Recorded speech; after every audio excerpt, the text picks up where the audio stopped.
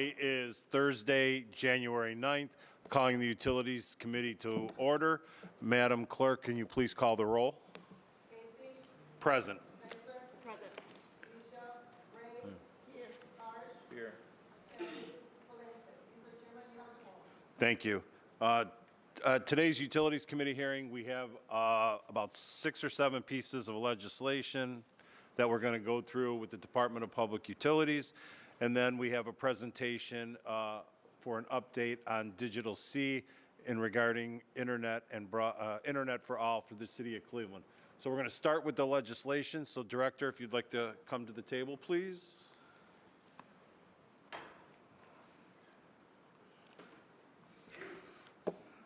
Good morning, Director. Morning, Commissioner. All right, we're going to kick it right off. Ordinance number 1123, 2024, by Council Members Casey and Griffin by departmental request, an emergency ordinance determining the method of making the public improvement and constructing the Berry Avenue, West 73rd Street, Chatfield Avenue, East 72nd Street, East 81st Street, East 83rd Street, East 125th Street, Fidelity Avenue, Frazee Avenue, Goodman Avenue, Hampton Avenue, Olivet Avenue, Myron Avenue, Talbot Avenue, West 82nd Street, West 92nd Street, and Woodbury Avenue areas sewer replacement and rehabilitation project, authorizing the Director of Public Utilities to enter into one or more public improvement contracts to construct the improvements and authorizing the Director to employ one or more professional consultants necessary to design and implement the improvements and to apply for and accept funding. I believe, Director, this is the year 2 of the sewer replacement projects that we do in the five-year cycle? That's correct, Chairman. Good morning to you and to the members of the committee. So as you'll recall, in October, November of last year, we did come with Ordinance 551, 2024, outlining a number of sewer projects, Brookfield, Dearborn, East 27, a whole list similar to this ordinance. So what Council will also remember is last year we did borrow approximately $30 million to do capital repairs for the sewers in the division of, specific to the Division of Water Pollution Control. So this is the second tier of those. If approval is received, then we begin with the design of the projects and then obviously go out to bid on the projects. Important also to note, not only with the first tranche of projects, but with these is the open public procurement of each individual. These projects have been identified, and Interim Commissioner Ryan Lopez is here with me. How the projects were identified was a big topic at the last ordinance hearing. Certainly today, based on age, capacity, failure rate, backups in the area, a full analysis is done throughout the service area, and these projects were identified, and now we're submitting them for recommendation for approval. In the next, the bond funds that we were successful in obtaining last year. We do anticipate in spending all of the money within 3 years in compliance with the indenture, and then also continue to actively and aggressively seek other forms of funding through the state and federal government and anybody else that would listen. Director, how much money was bonded out for the projects? So total in 2024, the Division of Water Pollution Control borrowed just under $30 million. Okay, and that was for the whole 5-year project, or is that just for this year? So in the history of water pollution control, we've only borrowed twice. So it was a significant endeavor on behalf of our customers, but because of the needs in our capital improvement plan, the projects that have been identified, that is the resource that we've identified to pay for the majority of this work, along with Ordinance 551, 2024 that Council passed in November. Okay, and this is bond money, and it's going out to bid, correct? That's correct, John. All right. Any questions on 1123, 2024? Seeing none, 1123, 2024 stands approved. Please sign up.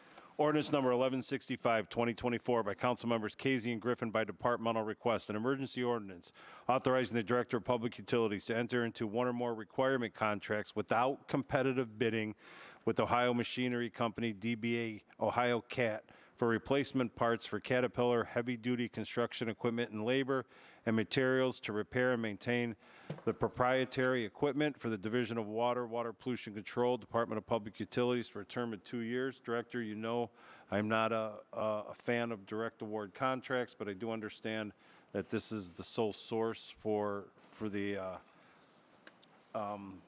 Excavators. replacement and fixing the equipment, so.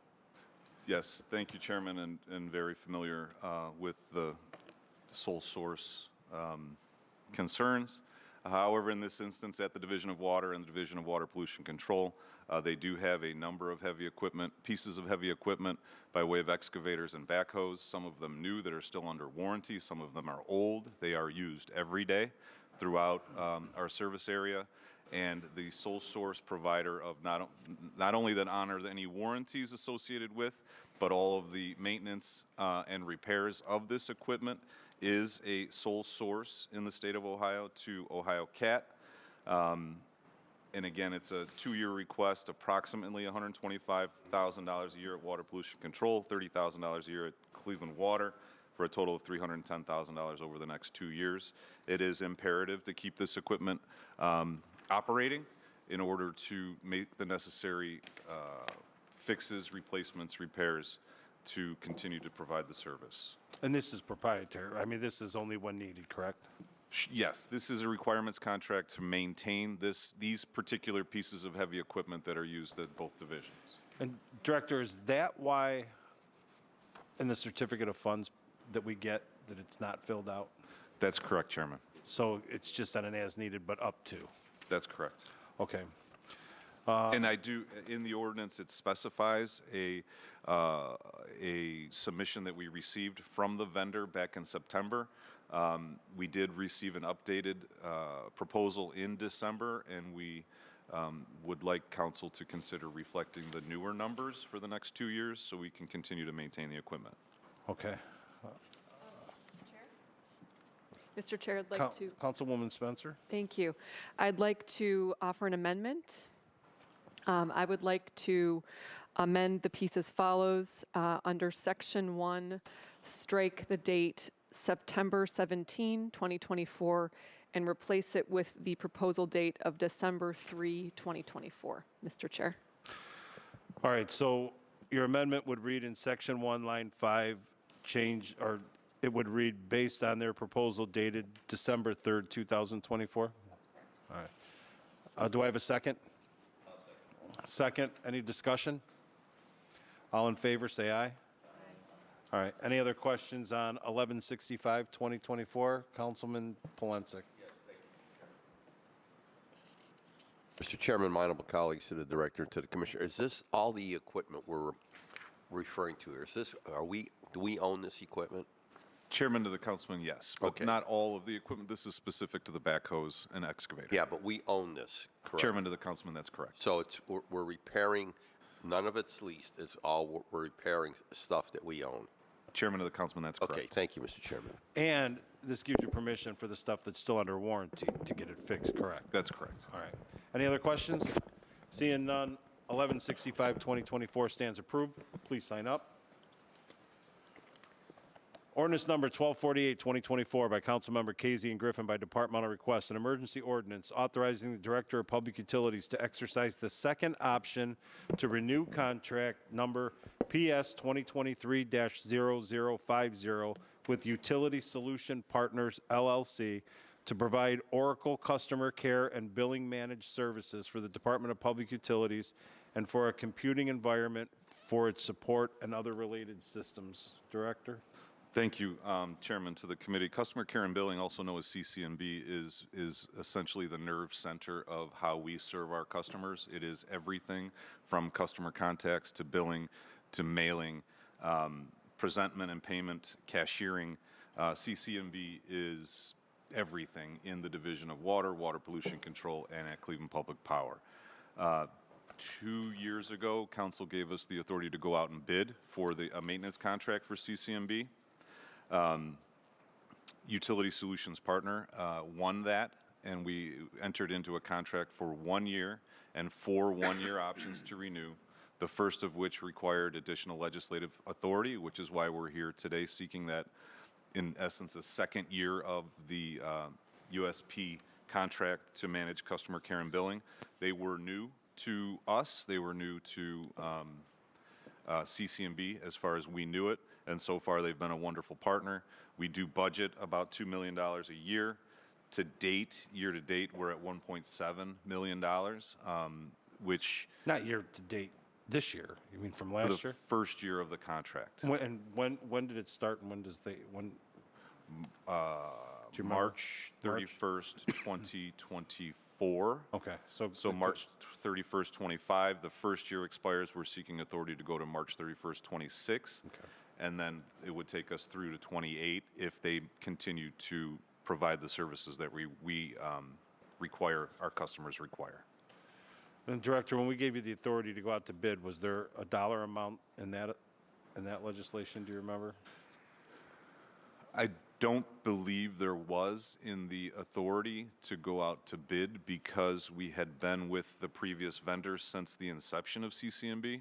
So we didn't know what the market would dictate when we kind of cast a wider net to see who could provide those services. I know there was a dollar amount associated with it, but I don't recall what it was or what we used to base it on, but it probably was the historical numbers from the prior vendor. And I can tell you that that we are being very fiscally responsible. And this is the second year of a 4-year contract, and you don't need legislative authority to continue on. This is the last time we'll see this before the contract actually expires. That's correct, Chairman. Correct? All right, any questions on 1248? Councilman Bishop. Thank you, Mr. Chairman.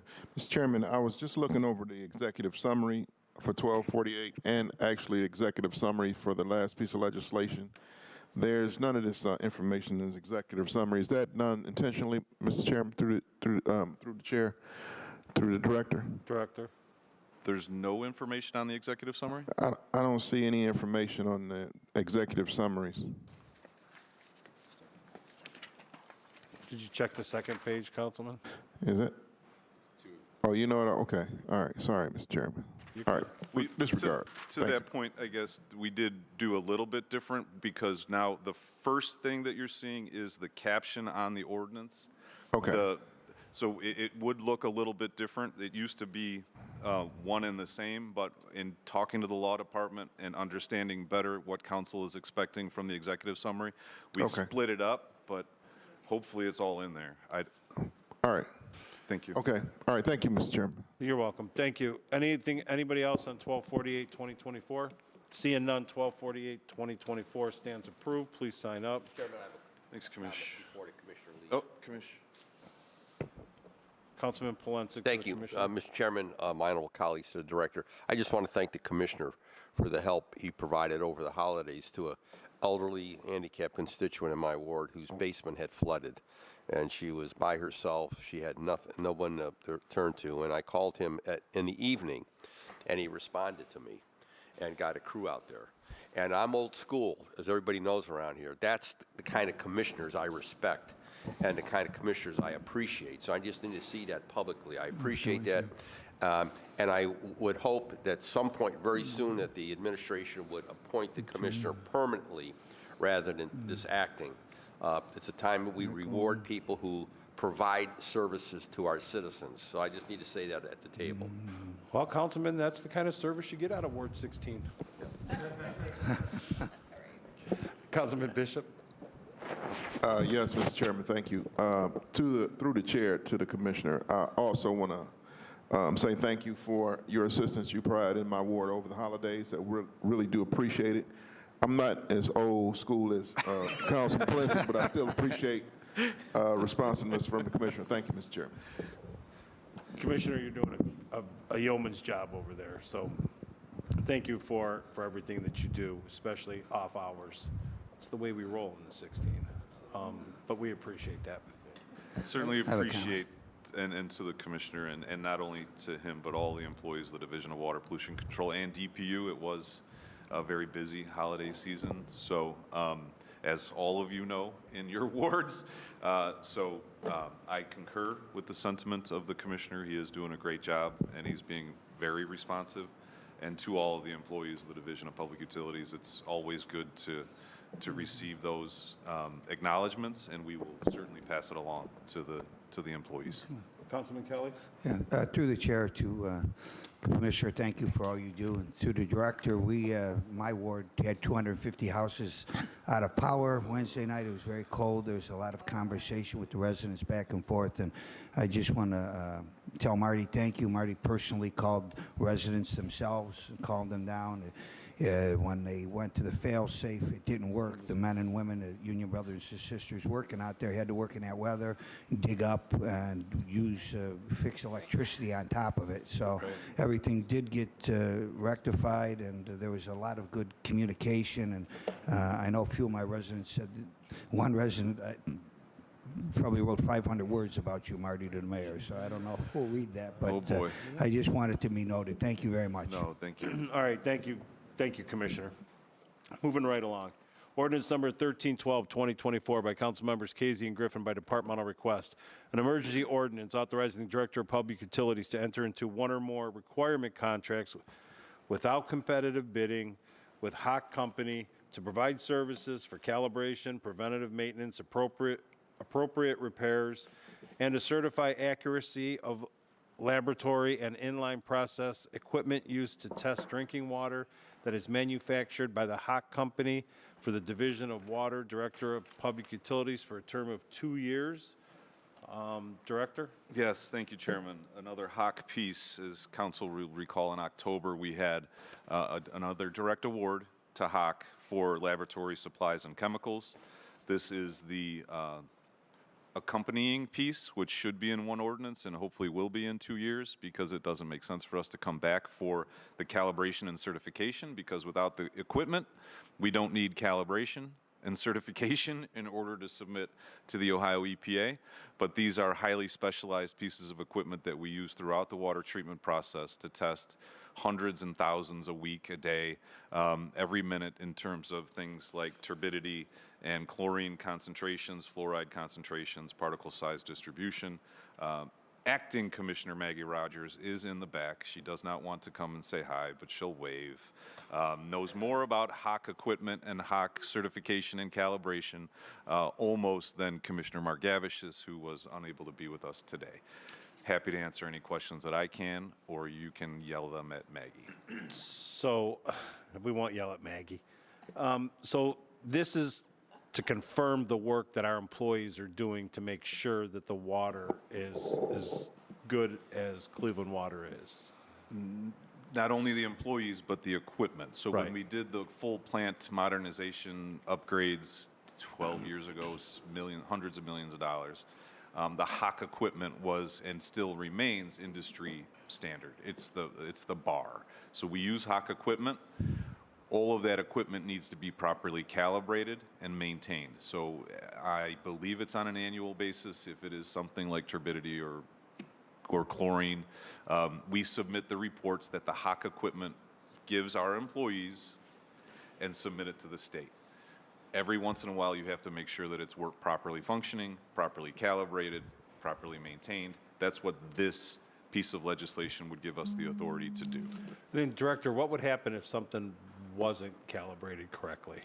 Then it would give bad numbers to our employees, who would hopefully see it immediately and call Hawk and say, fix it, on something that won't happen with us. If it were submitted to the Ohio EPA, then there's a likelihood that the plants would be shut down. Yeah, okay. So one of these things that nobody really sees, but is extremely important to DPU. That's correct, Chairman. All right, any other questions on 1312, 2024? Chairman, I have a question. Councilman Polensek. Thank you, Mr. Chairman, my honorable colleagues, to the director.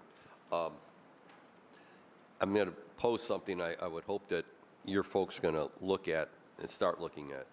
I've been reading about discussions starting to surface as it pertains to what we're adding to our water in a form of chemical, specifically fluoride. And it's going to be, I guess it's going to become shortly a national discussion and debate.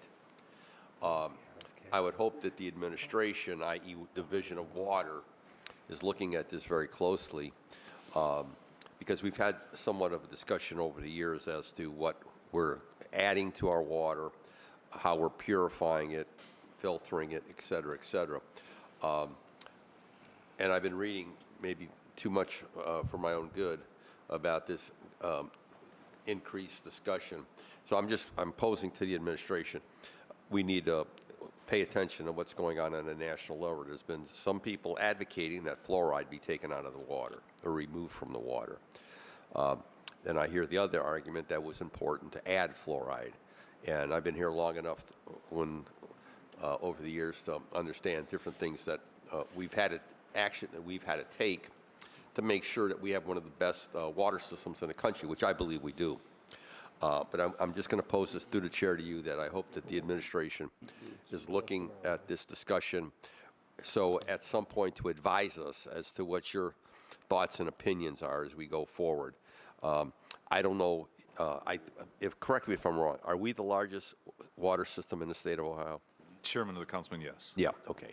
So we'll obviously be setting the tone and maybe the pattern or track to go down. So I'm going to pose that again, that I would urge you to please start all in water, Division of Water, start paying to this discussion about what should be taken out of our, from a chemical or additive standpoint, what should be removed from the water system and how that could affect us. Thank you, Mr. Chairman. Chairman, if I could, through the chairman of the council member, we do watch it closely. We are very familiar with what's going on, not only internal staff, but with our national working groups. Obviously, the quality of the product that we deliver to our customers is our #1 priority, and we do concur with you, and thank you for the acknowledgement that we do have the highest quality product available to our customers. That being said, we are also heavily regulated by the state and federal government. Okay. And the testing that is included in this ordinance meets and exceeds all of the standards that are placed upon water systems across our country. So we do watch it. We are very familiar with it, and we're happy. Maggie is happy to talk to you about it for hours when your schedule allows. Thank you. Thank you. All right, thank you, Councilman. Councilman Harsh? Yeah, thank you, Mr. Chair. I just wanted to go on the record here real quick, because in the 3 years I've been on this council so far, I've become very acutely aware that budgetary oversight is the most important job of council, and watching the taxpayers' money is our primary charge. I've become a big fan of not to exceed clauses, putting into ordinances that spending shall not exceed a certain amount. But one thing I've learned, Mr. Chair, on this committee is that the work of providing electricity, water, and removing sewage is highly technical. It's a lot of math involved. There's a lot of science involved, and I have to admit, when other people know more about this subject than I do, because all utilities are enterprise funds and they can only spend what they earn and they do not receive money from the general fund, at some point I think we all have to trust our directors and commissioners that they know what they're doing. And if the Hawk Company is the best company to handle this work, I just sort of have to take your word for it. I am not qualified to tell you whether or not there are other people out there, but because it's an enterprise fund, because it doesn't draw from the general fund, I am not going to be as stringent about not to exceed clauses. If these, I will have to trust the director, and we do pour over the budget and the financials for the utilities annually, and make sure that everything's on the up and up. So I just wanted to put that on the public record, because I will be spending a lot of time this year talking about not to exceed clauses, but I see there's not one in here, and this is where you just sort of have to trust your pilot and assume that they know how to fly the plane better than you do. So I just wanted to put that out there publicly. Thank you. Thank you. And I concur, especially when it comes to water, right? Because it's so expensive, right? Not as expensive as the sewer, but we can't take the chance of something going wrong with our water, right? And Mr. Chair, is quite literally the infrastructure of civilization. Our society will not function without water, so. without electricity coming to our homes. And yes, it's a different level. All right, any other questions on ordinance number 1312, 2024? Seeing none, 1312, 2024 stands approved. Please sign up. Ordinance number 1325, 2024 by council members Casey and Griffin by departmental request, an emergency ordinance to supplement the codified ordinance of Cleveland, Ohio, 1976 by enacting new section 129.361 relating to agreements for the use of the city's 800 megahertz radio system. You're asking us to change the authority, Director? Chairman, to the committee, kind of. We're asking that it be amended to maintain the authority. So the 800 megahertz system started back in 2010 by way of council ordinance authority. In that ordinance authority, the Director of Public Utilities, Director of Public Safety had the authority to do these participant agreements through the development of the system. Now we're being told that that authority, because the system's been developed, that authority has lapsed. So now we're seeking the authority to continue to enter into these participant agreements with the county, with the suburbs, with anybody else who's interested. So it's kind of continuation of the current, but by way of ordinance, it looks like it's something new. Agree, but we've always, and council has always asked us, do the suburbs participate? Do the suburbs pay? Yes, yes, yes. Now we're looking to enter into these agreements in 2025, preparing for that in 2024. We got a different interpretation from law that we needed this ordinance. All right, and just for those who don't understand, why don't you explain what the 800 megahertz system is? So the 800 megahertz system is an asset of the Department of Public Utilities. Brad Hankey, it is a support entity within public utilities that supports public safety. It supports all of the radio communications, emergency radio communications in the city of Cleveland. However, it also does in Cuyahoga County because Cleveland Water, it's primarily utilized through Cleveland Water's infrastructure, our towers, our pump stations, things like that. So throughout the region we have, and they have their own standalone radio communications towers that are managed by us. The county sheriffs, the county entities, suburban entities sign these participant agreements to be able to communicate on this system. And they're maintained by the Office of Radio Communications, which is primarily funded from those participant fees and participant agreements. So again, for the development of the 800 megahertz up until last year, the director of the Department of Public Utilities or their designee had the authority to authorize these participant agreements. Now it looks as if, well, now we have the legal opinion that we need to get standalone authority included in the enabling ordinance to continue that authority. Okay. Any questions Mr. Chairman, I have a question. on 1325? Yes. Councilman Polensek? Mr. Chairman, my honorable colleagues, to the director. So we are, in essence, we the umbrella to this 800 megahertz, the city of Cleveland, in essence. We own Public it. utilities, right. Chairman of the council member, yes. Have all the suburbs, including the county, have they all paid? Do any of them owe us any money? Through any, could you, the end of the question I lost you. Have they all paid? Yes. They've all committed, they've all paid their share. The 2025, because through the chairman of the council members, some of the suburban entities obviously need legislative approval. Yes. So they need the agreement in order to go to their legislative body to Right. get the approval to pay. Yeah. That's where this came up, is who has the authority of the Director of Public Utilities or their designee to sign. Through our law department, then realized that 2011 ordinance by council, this program has been fully developed. It's now time to give the Director of Public Utilities the authority to sign it. So everybody paid last year. Yeah. It's now going into those budget seasons with our suburban partners in the county now that brought this ordinance to light. Okay, so you're telling us at the table, so all our suburban partners, of which are how many? Do we not actually know? I will have to get that to Okay, you. but, so they've all paid, Yes. and including the county has paid? Yes. Okay, that's all I want to make sure, because boy, if it was reversed, Oh, yeah. they'd make sure we'd be paying, okay? So I just want to make sure that there is no outstanding, because I was here when this was created, and the reason why we did it through utilities is because it was the easiest way to fund this, and then all the respective city departments through interdepartmental chargebacks. That's how Right. we set it up. Right. I just want to make sure everybody else is paying their fair share. If anybody hasn't, it's because because the Director of Public Utilities doesn't have the authority to sign it. Right, okay. So this ordinance will then get us, Okay, thank you, Mr. Cleaned Chairman. up. Director, Thank you. since the inception of this, do you know if anybody has been removed from the system? Any other entity? For non-payment, or they just don't No. want to be about? so Chairman, there is the MARC system through the state.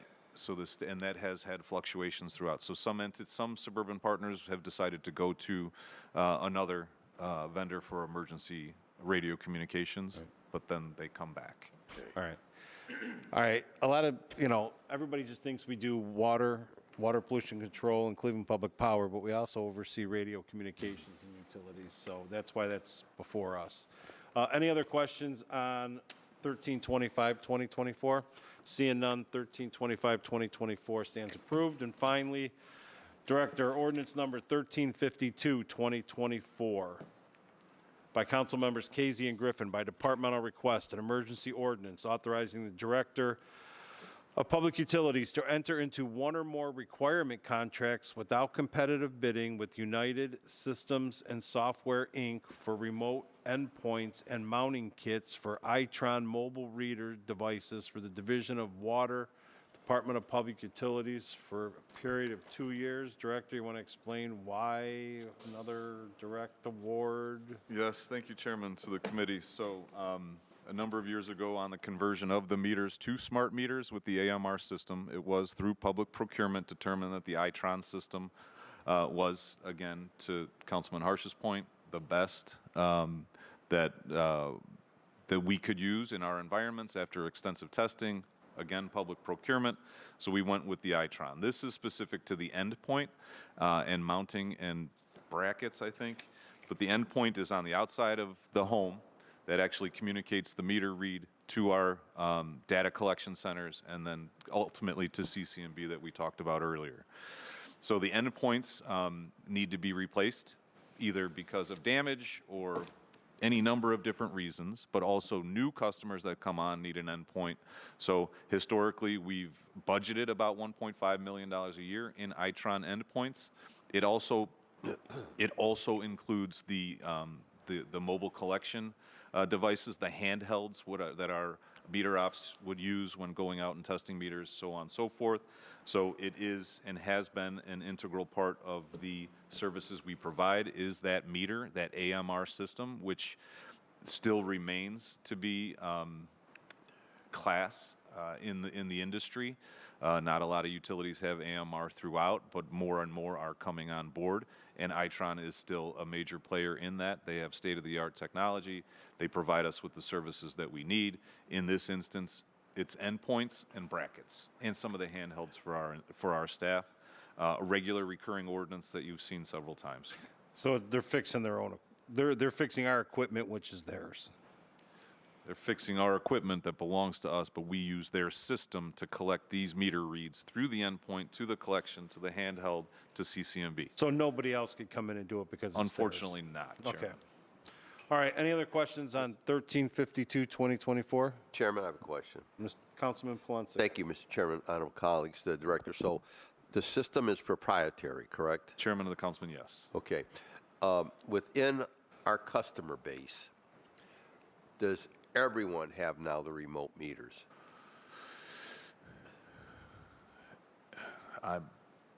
99.3% of our customers, I think it was 0.3. There are still some who don't like it that have held out, and we continue to work with those customers. So, But over 99%, so 400,000 accounts, Yes. meters, have the AMR system. so at some point, so those folks who will not let you in their house or let you on their property, what do you do at that point? We continue to send annual communications. Unfortunately, the only avenue by ordinance that we have would be to discontinue service, which we we don't like to do. But you don't know the exact number of folks. Is this residential or custom or business? Chairman of the council member, they're, I believe, all residential. All residential customers. I won't belabor the point, but if you could provide that to us, how many are still outstanding that have not signed up or agreed to have the meter installed on their outside of their home? It would give us some insight as to what has transpired here. Thank you, Mr. Chairman. Thank you, Councilman Plinsick. Brooke, did you get that? All right. Any other questions on 1352, 2024? Seeing none, 1352, 2024 stands approved. Please sign up. Director, thank you very much to you and all the employees over at Department of Public Utilities. I know this time of the year, it's cold outside. We got people climbing poles, digging ditches, heading into sewers, so we appreciate all the work of all the employees over at Department of Public Utilities. If you could pass that along from the council. Certainly, and thank you for the council's continued support. Thank you. Thank you. All right, that concludes the legislative portion of the Utilities Committee. Digital C, Josh Edmonds. Come on up and bring to the table whomever you wish.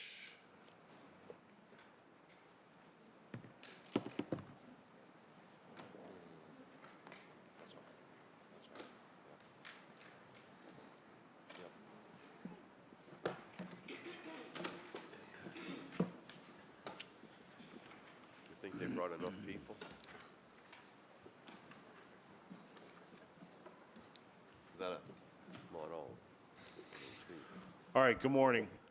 Just to kind of give a brief overview, in 2020, Cleveland City Council allocated $20 million of ARPA funds to assure that the City of Cleveland residents receive affordable internet throughout the whole city. On 2022, you were selected 2020. no, it's 23, 23. right? 23. 2023, Digital C was selected to perform that duty to make sure that we provide affordable internet for every resident in the city of Cleveland.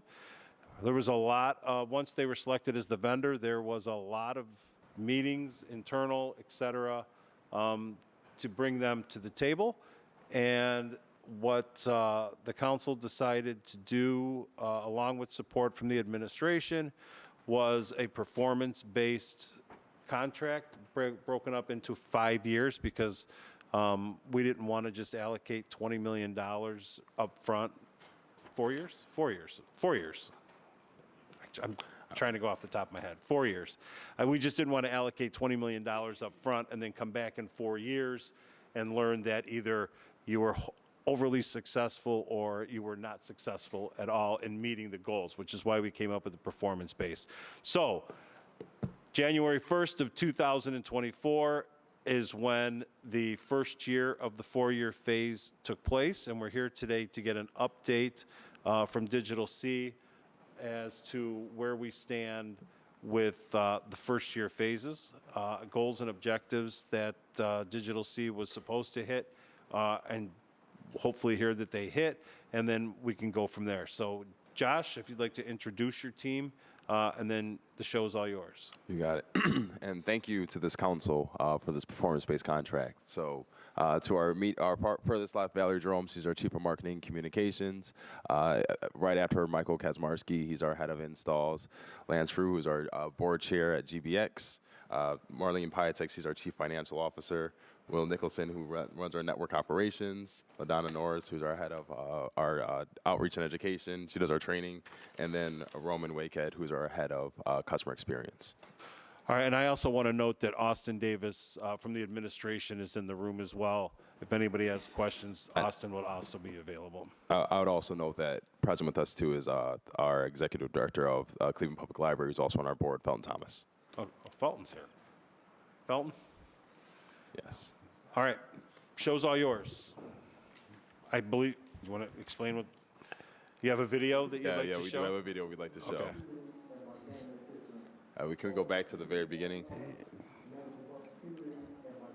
touchscreen. The big part of connection is communication, and without communication, you got devastation. Is that as loud as it goes? I've been living in the ghetto area all my life.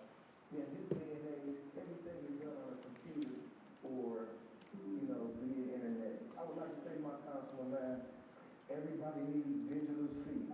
Digital C is the place to be. They got the best service, man. That service impressed me so much. It changed my life. First of all, the guys that came out and cooked the internet for me, they were so professional. When these guys went up on side of the house, put that thing in the spot, and came in, hooked it up. Everything that was that y'all guys came out and did was perfect. A110 perfect. Me and my family sure do appreciate it. And there's a lot of families that I know that don't got internet service. They're unable to have it. I got 4 grandkids, 3 girls and a little boy. And when they come over, they bring their tablets. I got 4 or 5 tablets, my phone, my computer, and my gaming system. Oh, and my TV, all on it, never buffered once. If I try that with any other service, swirl and just swirl and swirl. And I put a post on my Facebook, and everybody was calling me like, man, for real, that real? And I got like about 20 or 30 people that came after me, and I told them, I was like, man, go to this service, man. And the service is just phenomenal. And when I gave them the number, they called, one guy offered to buy me a chicken dinner. He was like, I've been telling people about it too. So communication is if everybody's on the same page, it be a good thing for our community. My name is Mr. Frank, and I'm driven to connect. Yeah, that's what I like everybody to call me, Mr. Frank, because I'm being frank with everybody now. I'm being frank, man. This is the best service you're going to come across. There's none in Ohio I'm better than this. I know for a fact.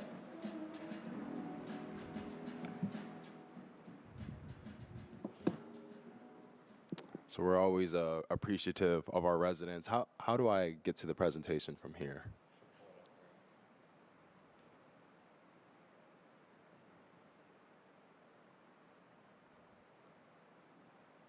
Boom. Okay, let's see. Hang on, Yeah. in our tablets, and not, what is it? Is it it's on our tablet, correct? Yeah, I got you. No, she's talking to us. Oh, okay. I just want to know. I just want to know what it's. Is it the end of the? It's Presentation City, I think. Do you see it? That thing right there in all caps. This one. Okay. It's under the presentation January. I think it is on your tablets if you want to follow along. Big files, it's taking a minute. Go ahead, Josh. All right. So again, I want to thank everyone for, again, this council, but our team, residents that we're able to serve. When we've been using the term this digital revolution, sometimes the revolution is something that's thrown around a little bit carelessly, I would say. This is real. What we're doing, the numbers that we're going to show you all, the progress we've been able to make, this doesn't happen overnight. In July, Digital C is going to be celebrating its 10-year anniversary. 10 years. They've been trying to answer the question, how do we connect the unconnected? And so a decade of investment in digital inclusion has led us to this moment. We've been saying in a moniker fashion, we connect people. So when people ask what we do, that's what we do. We connect people. Connect people to opportunity to jobs, opportunity to telecom, opportunity whatever. We connect people. So those are various pictures of our install team with residents all throughout this city who are experiencing the superior service that we've been advertising. Last year when we were at this table for the update, we had 300 customers that was reported in Q1, 300. We ended the year with over 2,800. When you see that 818% increase from Q1 to present, there was a journey. A lot of things we had to figure out, a whole lot of serious conversations, but we're proud of these numbers. Today, I'm not sitting here with our team hanging our head low. We're proud. When you look at this graph, I wish more graphs in Cleveland looked like this. I wish that we could see how someone could go from January in 24 without having any customers to the present of having close to 2,900 customers. And then that bottom line there, 38 subscribers. 38 subscribers, that's what we lost. That's our churn, 1%. 1%, 2,800, 1%. Now, am I proud of those 38? No, I want it to be 0. I want this to be 100%. However, I understand human nature. I understand that certain people, either they move out of our service area or, you know, this internet, they like to do something else. But again, 38, that's unheard of. Those numbers anyone would be proud of to be able to present. I also want to show that Cleveland is a city of relationships.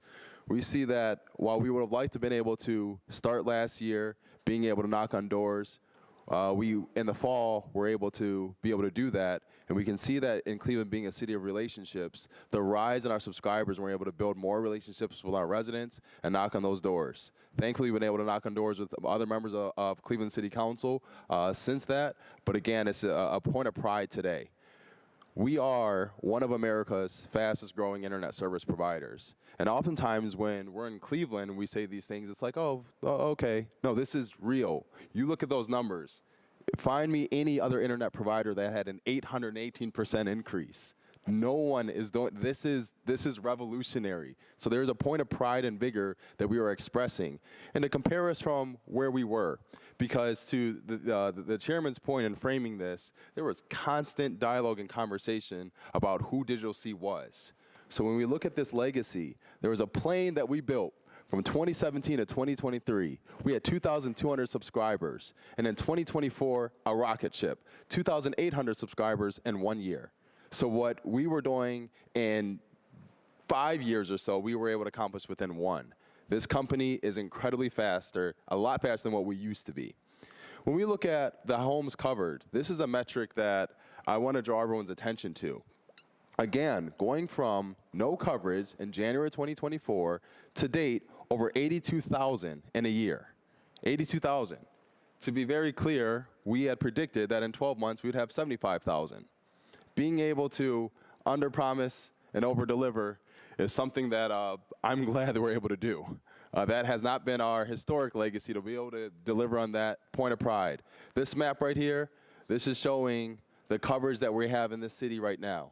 Now again, we're not done expanding our network. We said by June of 2025 that this entire city would be covered. We're still committed to that goal, and thankfully, as you look at this map, it looks like we're well into achieving this goal as well. And so again, it's a point of pride being able to build the coverage that we have and deliver the services that we have. We are disrupting the digital divide in order for our residents to thrive. So part of this contract, it wasn't just providing internet. It was also providing training. We said that in 1 year, we would train 7,500 residents with digital literacy, skilling, computer classes, technical assistance, you name it. Well, we came in, again, over that goal at 7,600, and well, it's actually 7,617 residents. And being able to have that level of execution, again, a point of pride. We have exceeded that goal. This is the Cleveland model that we're pushing. There's a longer review, and we've been getting significantly more reviews, and again, they've been overwhelmingly positive. I'm not going to read this entire thing, but I will say I'm going to pull out something here. Before I knew of Canopy Digital, that's not, we're Digital C, but Canopy is the brand. Before I knew of Canopy Digital, I was just about to disconnect my current internet provider because I just couldn't afford it anymore. Now, why would someone not be able to afford it anymore? Because in the current internet providers, historically, we were just coming off of the Affordable Connectivity Program.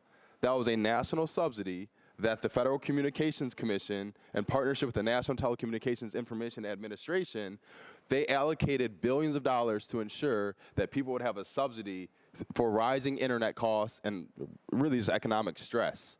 The fact that we had someone who was on the brink of being another statistic on the wrong side of the digital divide, find Digital C, find Canopy, and now they can connect, and now they can sustain their internet connection. We are the Cleveland model, and this is the model that will inform the United States of America how better to think about investment in affordable, reliable, high-speed internet to bridge the digital divide for good. These numbers right here are numbers that I wish that we could memorize and just really focus on for a second. At the very center of this piece, before I even get to the numbers, it reads, from Silicon Valley to Cuyahoga Valley, Cleveland's digital revolution. The technology that we are using is from Silicon Valley directly. We took the best in research and development in wireless technology and put it in one of the least connected cities in America. What happens when you do that? You disrupt an industry. As Digital C, we are a nonprofit. You're not going to find this model anywhere else in the United States. A nonprofit using its heart, and yet an enterprise using its brain, and putting that together, and Cleveland is the foundation for this movement. So yes, over 2,800 families connected in our first year, an 865% year-over-year increase in connections made in 1 month. Last December, we had 20 residents connected, 865% increase. And by last December, I'm sorry, I mean December of 2023, not 2024. 818% surge in subscribers from Q1 to the present. 7,600 plus residents trained. Over 82,000 homes covered. This is all 1 year in this contract. And so to this council, I do express a degree of thanks to you all. It's a sincere thanks. Because this performance-based contract, well, yeah, you made us perform. The conversations, I rewatched these hearings several times. Councilman Harsh, I watched our interactions several times. These are things that added to our mentality. You gave us an edge to be able to fight this digital divide better. That's what we needed to do. No more of a nonprofit, again, getting all this money and not taking the best in order to change the situation on the ground here. That's what you all are seeing, and you all are part of our legacy. So as we look at our relationship with this council and with the administration, we're doing this together. Yes, industry is involved somewhere. We represent that. But again, we are doing this together. As we look at our current landscape, and not just in Cleveland, but beyond, there seems to be division that is continuously going around. And I feel great knowing that the division that we're fighting, the digital divide, we're doing it together. And so there are 3 points that I would like to kind of end on as we wrap this up and we get into the other part of this. The first part, the digital divide is real. It is real. We are engaging residents who have never had internet before. We are engaging residents who are returning from being a part of the justice system, who've never had internet, who are now in a digital world, that they need someone here to help them. And that is us. So the digital divide is real. The digital divide requires consistent investment. The money that is in this contract, it helps us accomplish that goal, but we still have to keep, as a nonprofit, continue to fundraise to ensure that this digital divide isn't managed, that it's eradicated. The second point, there's not another more successful internet service provider, based on the numbers that we just presented, that you can find. We had one of the most successful years on record for any internet service provider. And the third point, and this is a point that is rooted in accountability, we understand that we have to get better too. We're not throwing a parade for these numbers that we got. Oh, we're proud. Oh, absolutely, we are proud. I am proud of this team, I'm proud of this board, and I'm proud of the relationship that we have with you all, but we got ways to go too. We said we would connect 23,500 in 4 years. So this first year, yeah, we did a great job. We have a ways to go. We have things we need to improve. But again, today we're proud, and we're appreciative of the opportunity to share our progress with this council today. Thank you. Thank you. If we could go back to your slide that says Digital C coverage. There it is. Come on. Explain the difference between an active site, an upcoming site, and your current coverage. Absolutely. So thank you, Mr. Chairman. The active sites, I am a little bit colorblind, but I believe those are the green triangles. The active sites, those are the sites that a tower, it's live, meaning that we are actively providing service off those towers. So a resident can subscribe to that where they see the coverage off of those green triangles. The upcoming sites, those are sites that, again, from our timeline we said from now to June 2025, we're going to be bringing those up to have a full coverage for a city. So those sites aren't technically live yet, meaning that we're still doing the planning, we're still doing the permitting to be able to bring those sites up. And then current coverage, again, that's just the area where we have coverage where a resident can subscribe. So current coverage is all of the green, correct? That is correct, Mr. All Chairman. right, so anybody who lives within wherever that area is green, not the triangles, but the green, can call and has the ability to get coverage. That is correct. Service. Yes, that is correct. Ms. Right, Yeah. service, right.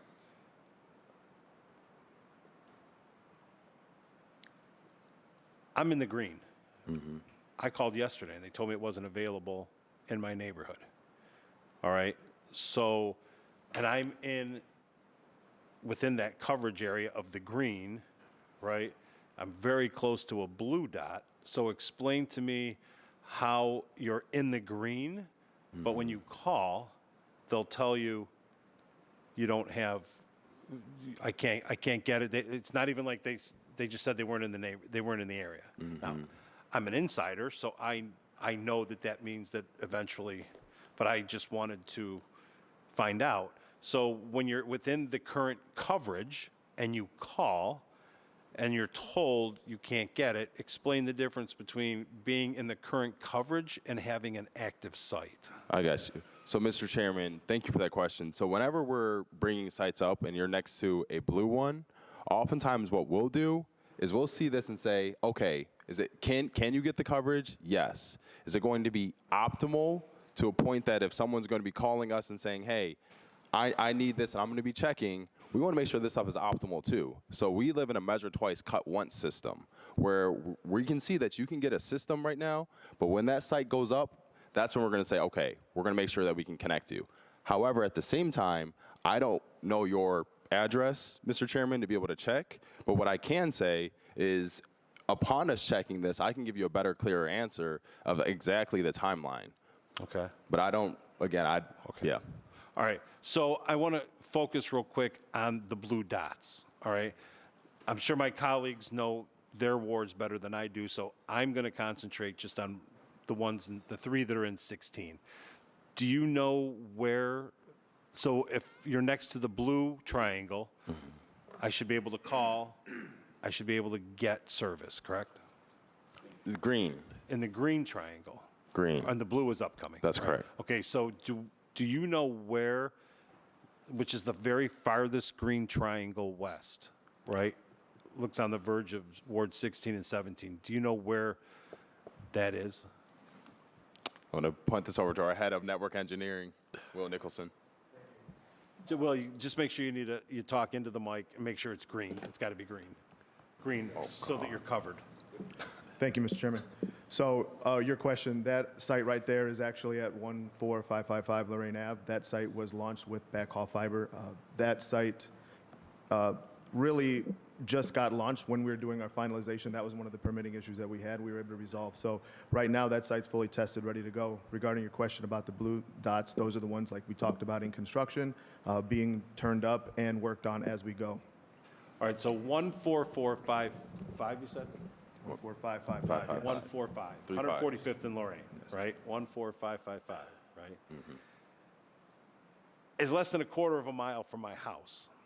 And I purposely called yesterday just to see.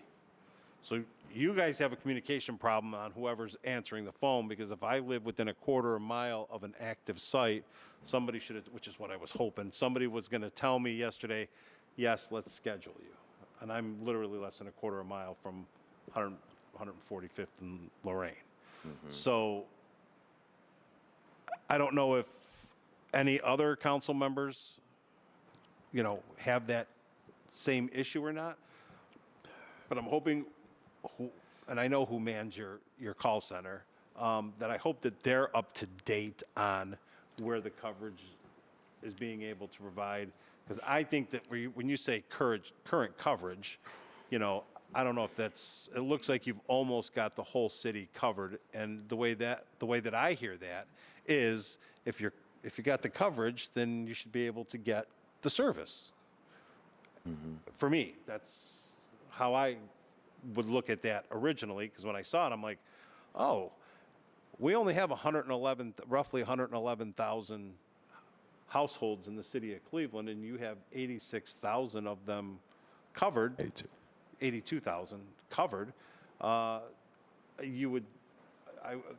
I hear that, I'm thinking, can 82,000 households in the city of Cleveland right now receive Digital C? Mr. Chairman, correct. And we have roughly 111,000. I just happen to be one of the lucky ones that can't get it right now, right? Even though a majority of the coverage is not in Ward 13. And what is that, Chris? Is that Fort? That's the Valley. Oh yeah, that's 12. Oh, I see. It's over here. So, okay. I'm going to reserve my questions for the end. I just wanted to point that out because when I look at the map, I almost believe that the whole city right now, which would have been awesome, can receive it, right? So to say that there's a current coverage, but there's not an active site, I mean, the whole city could technically be covered then, right? And we're just waiting on right? We're waiting on the installation of what's stopping, if we have current coverage as much as you have on this map, what's stopping everybody within your current coverage area from receiving Digital C? Mr. Chairman, so that's why we have the numbers that we have. So, and us accumulating the numbers that we have and the ability to knock on doors when we were able to, that's why we've seen the rise. Right. And so we have a dispersion throughout the city of Cleveland, throughout our coverage map that shows you that we have Okay, the so subscribers. what I want you to explain to me is we have this whole coverage map, right? And it's all in green. Forget the triangles right now. Yeah. So anybody within that coverage, what you're telling us, anybody in that coverage area has the ability to get Digital C. I'm trying to differentiate between the coverage, which is all the green. So everybody who lives within that green, you're telling me, has the ability to get Digital C. That's correct. Okay, even though I called yesterday and I don't. And somebody on the very far western end of Ward 17, the very far west, wouldn't be able to get it now either. Or even down in Ward 1. I mean, somebody right by the 1 wouldn't be able to get it because we don't see the green triangle, correct? So I'm not understanding the difference between, do you understand what I'm saying? Between coverage and active sites. If you're telling us that all of that big green portion of the city of Cleveland is covered, but there's portions of it that can't receive the internet. So what's the difference between the active site and coverage? The active sites contribute to the coverage, but the upcoming sites, those are needed for us to optimize the coverage. So in order for us to be able to serve someone at the service level agreement we identified, the 100-100 symmetrical, we need those upcoming sites as well. And so there are pockets, to your point, where we need to optimize those. This is going to continuously happen. We're going to be looking at pockets where we're like, well, I live over here. What about this? That's the optimization part. Again, to go from where we are, I heard you said it would have been awesome. No, it is awesome. The fact that we have what we have right now within 1 year, no, that absolutely is. There are going to be pockets where we need to look at upcoming sites. Sure, we're going to optimize this network. But at the same time, where you see the green, the relationship between the active sites and the green, those are intertwined. The blue is then going to become green, and then this map is going to be fully green. Okay. You want to say something? To the chairman, based on the signal and the topography, you can be close to a tower, but there can be specific, because of the way the technology works, a specific site might not be able to receive the signal. So a highly detailed map would just cause probably more confusion than anything else. So when we look at that, when you look at the strength of the signal, the quality of service that's required, you build a network, you can provide coverage, there may be a signal there, but not capable to meet your requirements in the agreement. So could we get you service there? Yes. And if we did and it wasn't 100-100, we would have failed. So build the network is phase one, build that out, optimize it, and when we're done, the work never stops. We'll always be continuing to refine and adjust to make sure that we're hitting as many residents as possible at or above the quality of service that's required. So Okay. it's a technical optimization because of the way the signal travels. Okay. And then by June, right? June of 2025, the whole city will be green, June 2025. correct? Right. All right, I'm going to reserve my questions. I just wanted to touch on that real quick to let people understand the difference between being covered and being active, right? Question. Councilman Polensek. Thank you. Thank you, Mr. Chairman, my honorable colleagues, and glad to see everybody at the table. Of the $20 million that we have provided with ARPA funding, how much has been drawn down to date through the chair? None. None? None. None at this- Performance-based. So the contract's performance-based. So they're here today. They had goals that they needed to hit in year one. They're here today to present what they've done and whether they've hit those goals or not. So based on their presentation today, when would we expect them to make a request, a drawdown? We're going to be having another committee hearing next week to the drawdown of the dollars are by legislative authority. Right. So we'll be hearing this on the 16th. They'll be coming back next week to go over the legislative authority. Okay. So going back to the chair's line of questioning as it pertains to coverage area, do we have, because I have made this request, do we have it broken down by ward, how many customers you have per ward at this point? Through the chair, yes, we do. Okay, do we have that? Brooke, did we get that? We didn't send that over. You didn't send it We over? didn't send that over.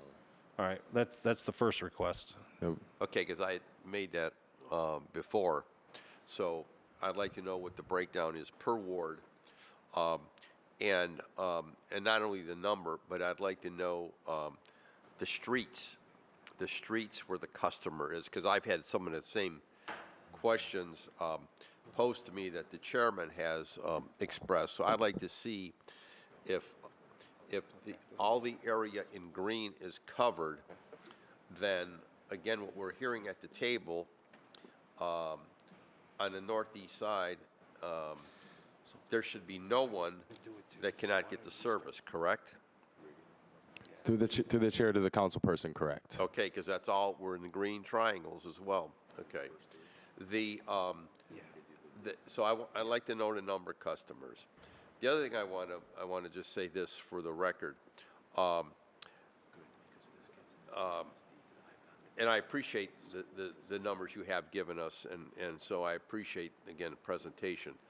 But I'm also mindful of the fact that there's no other provider that is going to has the potential to receive $20 million from the city of Cleveland. Okay, let's put that on the table. So besides the city of Cleveland's funding, what other source of funding do you have? Can anyone tell me? Through the chairs to the council persons, are you saying at a certain threshold? I mean, at this point today, you're obviously you're operating, so you have to have a source of revenue. Besides the customers you have signed up to date, what is your other source of revenue? So through the chair to the council person, the big sources of revenue we have from the state of Ohio. Right. So we signed an agreement with them based on our coverage. Yeah. And then in addition to that, the Mandel Myers Foundation, the Jewish Federation, those are the primary large funders that are. And what is that dollar amount? Do we know? Do you know? Through the chair to the council. So how it broke down originally, Mandel Myers Foundation, the Jewish Federation, $20 million. Okay. $10 million from the state of Ohio, and then $20 million on this ARPA contract. Okay. So if I'll make that request, and if we can have that in writing, Mr. Chairman. I was there for the grand announcement with the chair and council president, some of my colleagues, along with the governor. So I appreciate the state's commitment as well.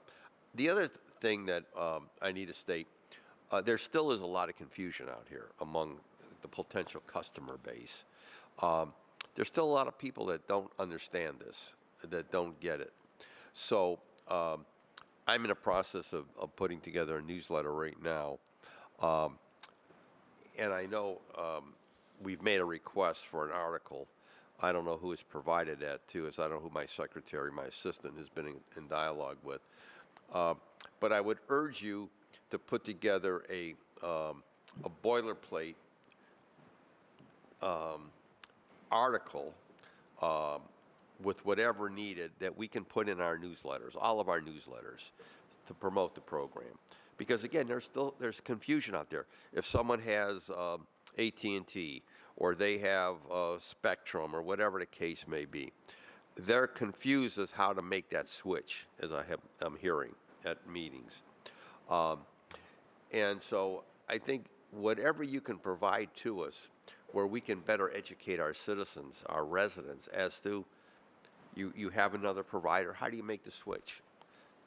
Who does that for you? You just call Digital C? I mean, who does that for them? Do they have to notify their provider, AT&T, Spectrum, that they no longer need the service? I mean, so I think whatever we can provide our citizens is in layman's terms as easy as possible. I'm a firm believer that the easiest way and the simplest way we can describe things for people, the better off we all are.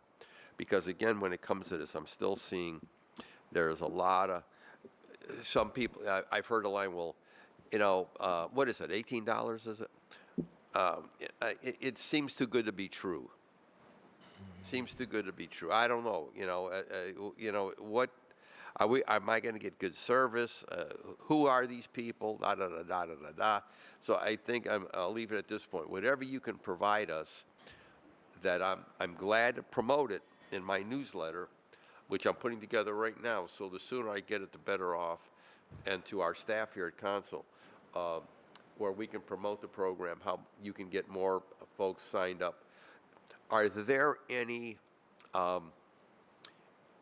we understand the towers, is there any actual hard wiring at all in the city? Or is everything off the towers? Is there any hard line, what I want to call, I'm using the proper terminology. Is there any lines that you've had to put in any place? Any line? So, through the chairman to the councilperson, yes, in some cases. Yes. Our primary, when you're looking at this map, primary, it's wireless. Right. However, in order for it to be wireless to those green towers, Right. fiber does have to be run to some of those towers. Now, a lot of those, that wasn't the case, but in some cases, to the question directly, if there's ever been wiring, yes, in some cases. So it's to an individual home, but no individual home. Everything is wireless at that point, correct? So what we will do, we will mount equipment on a home, and then we will wire into a home, yes. But we're Okay. not, are we going underground to do that? No. So so the people who are watching this from at home, they're going to get a device placed on their house, correct? That's correct. And from that device, just like I have with AT&T, there's going to be some entry point into my home. That's correct. Okay. I think again that's whatever you can provide to us is simple in the most simplest forms possible. We can explain to residents the process here. The better off we're all going to be, and I believe the quicker you're going to get to your goals, achieve your goals of penetration, and we want that to happen. I can tell you, maybe you're not aware of this, but there was a great deal of discussion in this body, and I appreciate the chair taking the lead on this, whether or not we should do this. I got to tell you that. I mean, there was a lot, ARPA funds were hard to come by to begin with, and we wanted to make sure that they were going to be utilized to the fullest extent. So there was a lot of discussion behind the scenes as to, do we do this? Should the council take this upon ourselves, to fund Digital C?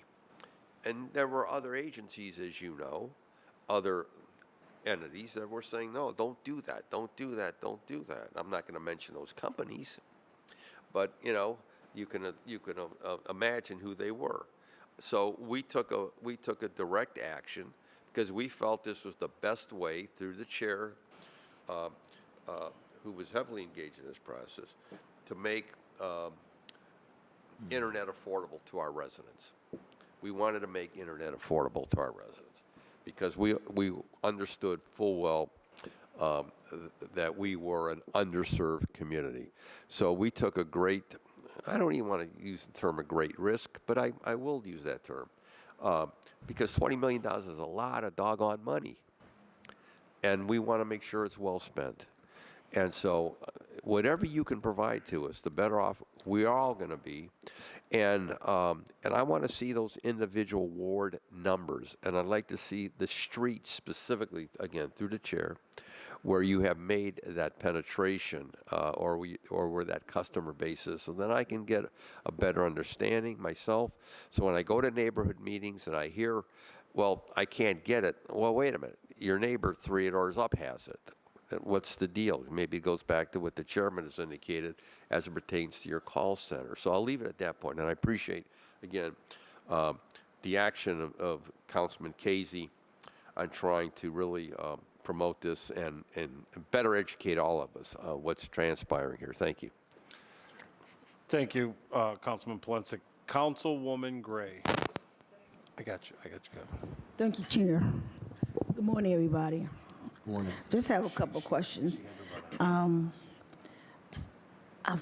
just want to say one thing first, that the few residents that called me about receiving Digital C, they love it because they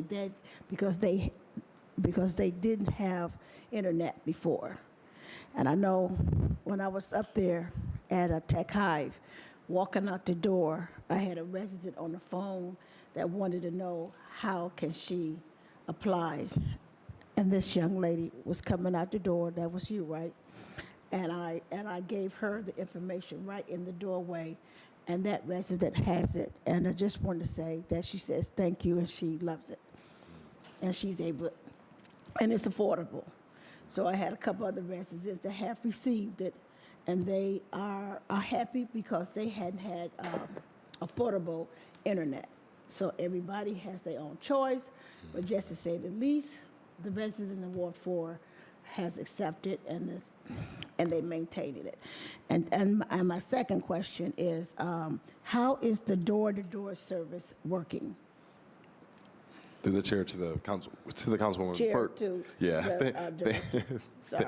Thank you, one, for the story too. I mean, anytime we're able to have those discussions about our residents, it's a point of pride to us. So I know for the folks even at Digital C, hearing that, they're beaming.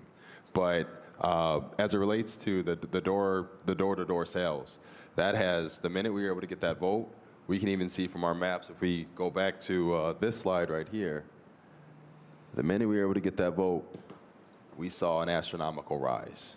Okay. And that's where we know this is a city of relationships. And so us being able to build those relationships and knock on these doors, we saw it up close. I'm out there knocking on those doors sometimes. Now, not all the time, but there are some times where I'm doing it. And to be able to look someone in their eye and actually believe in something, and they're excited to the councilman's point about the skepticism of like, that's too good to be true.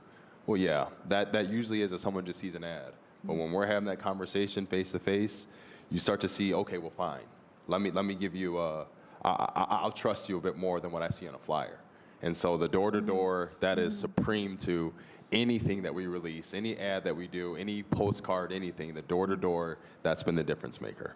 Okay, all right. So otherwise, I didn't have any more questions, but just to say, I wanted to agree with my colleague that we do need to see the data on the customers and per ward, how many customers have received it, and also what streets. But otherwise, as long as the residents call me and say that they're happy, then they're happy. So thank you. Thank you for your service. All right. Thank you, Councilwoman. Councilman Bishop. Thank you, Mr. Chairman. I just want to make a couple comments. First, I want to thank you, Mr. CEO, and your team for bringing this service to Cleveland. It's very refreshing to see that professionalism, the follow through, the growth, all that. I've been seeing trucks and your service people in my area quite often. I also notice those signs when you leave at a customer's house that they are connected. So I've seen the progress in my community, so I just want to say thank you.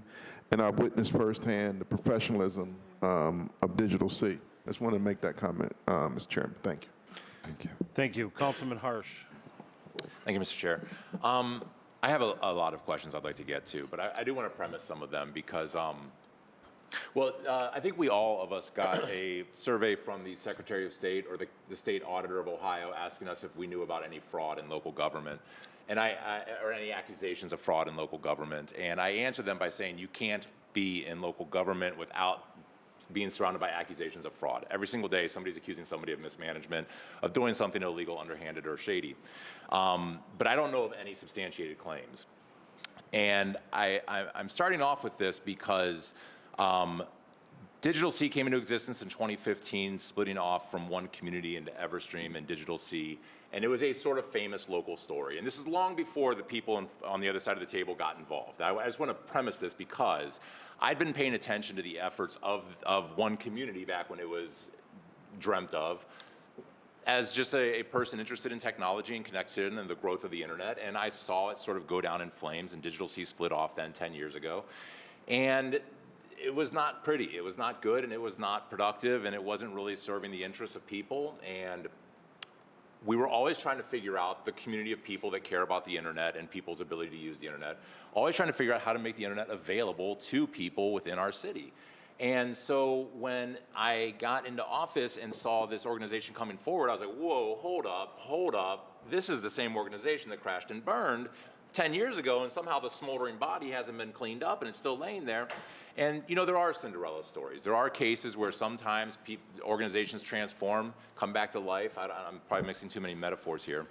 But I had grave concerns about not so much fraud, but mismanagement, abuse, poor spending of money. And so I think last year or the year before, I did ask to have a look at your financials, and you asked me to sign an NDA, a non-disclosure agreement, which I did because I wanted to know if I could sleep at night.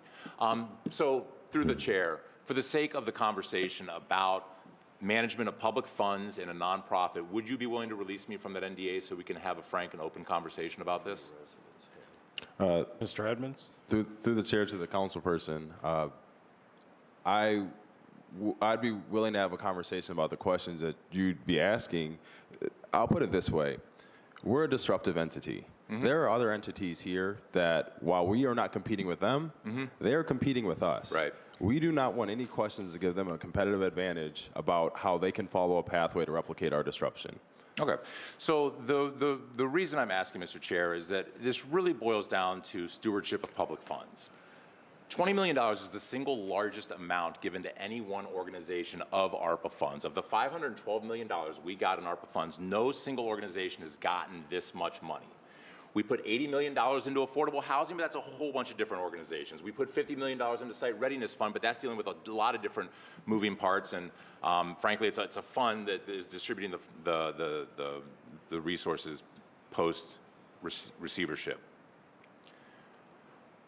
I sleep okay at night because I don't think that there's fraud or anything illegal going on. I did, however, want to put guardrails in place for the $20 million of public funds. So, and I'm not doing this to carry water for Ma Bell or Spectrum or whoever is out there. I'm doing this because my preferred use of city revenue, ARPA revenue, for internet was actually to go in-house and do it through the Telecom Radio Communications Department, build out our own fiber line, and make internet a public utility. I believe that the internet should be a public utility.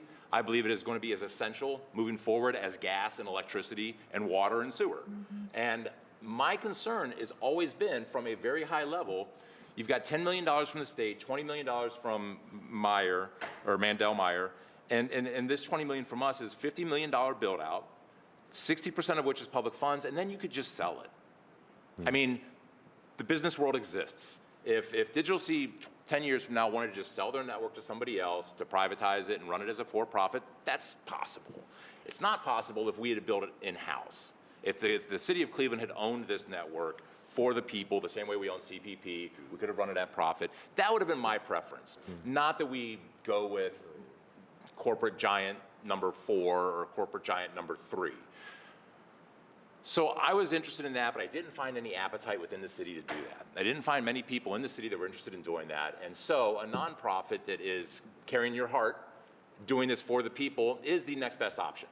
And I agree with that. I believe I voted yes on this initial ordinance because of that reason. However, when we passed this, we did build very good guardrails to ensure that we are not misusing, misallocating, or wasting those funds that came from the federal government. So, back to the chairman's original question about being told that he does not have access to this network. Through the chair to Mr. Edmonds, what is the radial distance from a tower used to determine household coverage? And this might be more for the tech side of the team than the financial side, but what is the radial distance from a tower that you use to say they are effectively within a household coverage area? Through the chair to the councilman, before I pass it over to our head of network operations, one point that I would like to raise, topography is in question too. So it's not necessarily everything is equidistant. So it's not to say, well, for every household, it's going to be 0.5 miles. It's special cases. In some cases where you have a significantly heavier tree canopy, those other sites that come up, that matters for signal propagation. And so I don't want to necessarily give a blanket answer and say 0.5 everywhere. I'll say that in some cases you're going to see it this way, in other cases you're going to see it another way. Okay. But Will, you can weigh in a bit more. Through the chair to the council member, basically what's happening is when you do the installation on a site, you're looking at any kind of variances. So it could be structure, it could be coverage, it could be height. When we install these equipment, some towers in some locations can only be a certain height, which means that distance is shorter. Other towers can be taller, which means we can extend that distance. Once we do that, we can do optimization and then grow the network from there. In some cases, a tower can be close to a location, but because of optimal setup, it can't actually do that location, and that's where other towers would come into play. So based on that, we look at different heights, different locations, different sites to where we could get into, and then we place the tower there and make it work. So through the chair, I understand the concept of triangulation and that you've got to go around corners and you've got to get your signal around corners. But I guess if you're claiming that you've got 82,000 households covered based on a number of towers that you have, what math are you using to determine, to say that those towers are covering this number of households if it's not a radius? Like how, and if you're throwing in a bunch of other factors like special topography, then how do you come up with 82,000 at all? Through the chair to the council person, so it is 82,000. So 82,000 is our coverage that also extends to multi-dwelling units as well. Okay. And so when you're just looking at this from pure radio, that's one thing. But when you look at the buildings that we actually cover as well, through the wiring examples that we raised, so again, it's not just 82,000 purely radio. There are buildings that we service as well, apartment buildings. Through the chair then to director? CEO? Yeah, the CEO. CEO. Through the chair to the CEO. How many of the 82,000 households exist in multi-unit dwellings, not single-family households? Let me rephrase that. If an apartment has 100 units and that apartment has complete access, do you call that 100 households? Through the chair to the council, yes. Okay. Then through the chair to the CEO, what is the number of unique rooftops that you're reaching? Count a house. There might be 2 units. It might be a single unit. It might be a single family. It might be duplex. That's one rooftop. Next to it is an apartment building with 100 units. You now have 101 or 102 households, but 2 rooftops. You follow me? Okay. Through the chair to the council person, what we can do, so our map that we provide you all, this is a flat map. I think that if the questions are going to be continuously about this coverage and we're referencing this map, then I think that what would make a little bit more sense is for us actually to walk you all through how our coverage works in a bit more detail.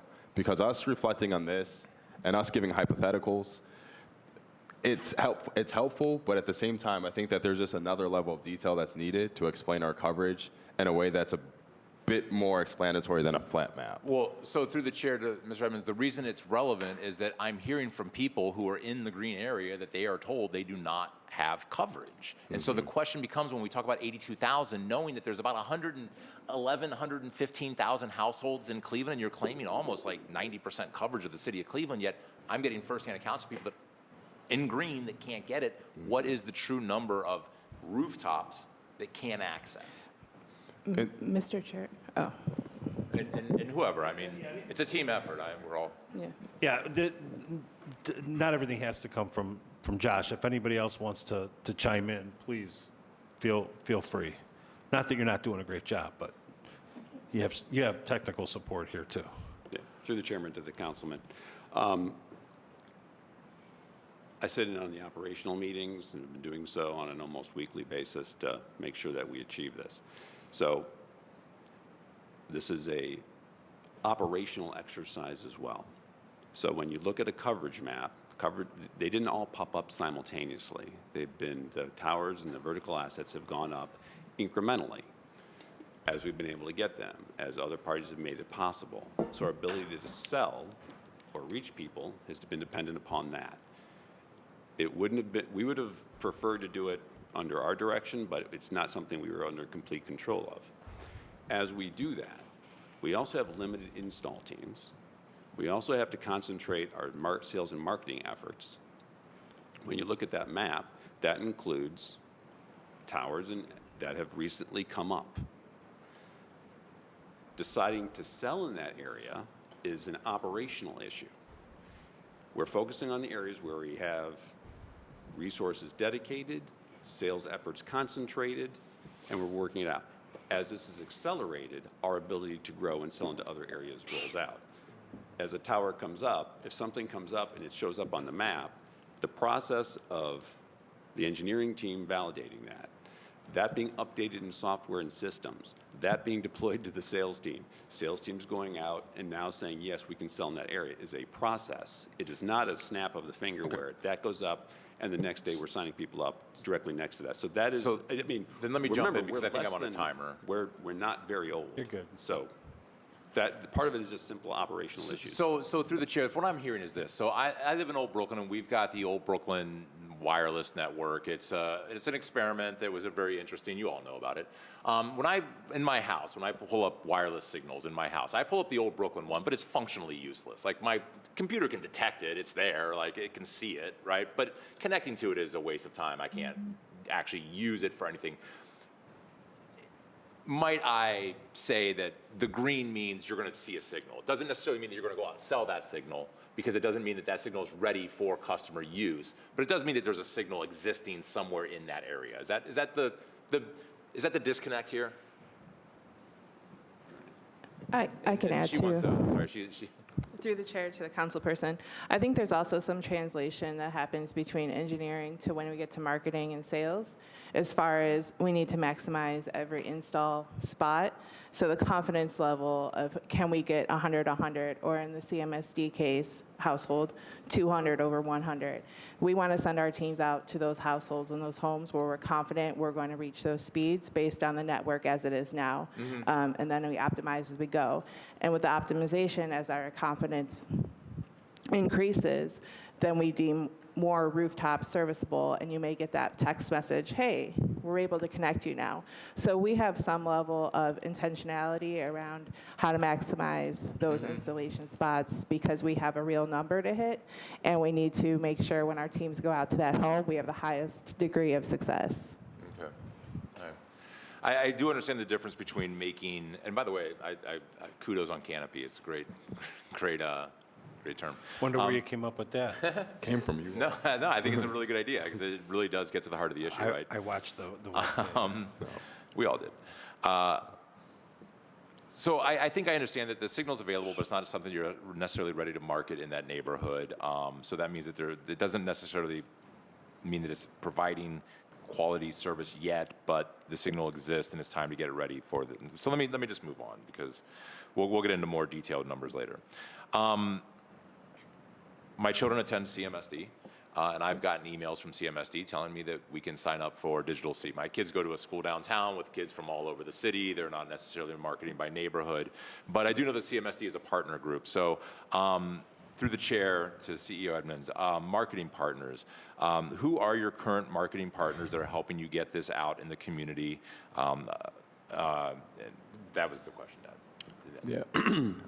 Through the chair to the councilperson, I'm going to ask you to divert to our Chief of Marketing Communications Officer. Okay. Hi, through the chair to the councilperson.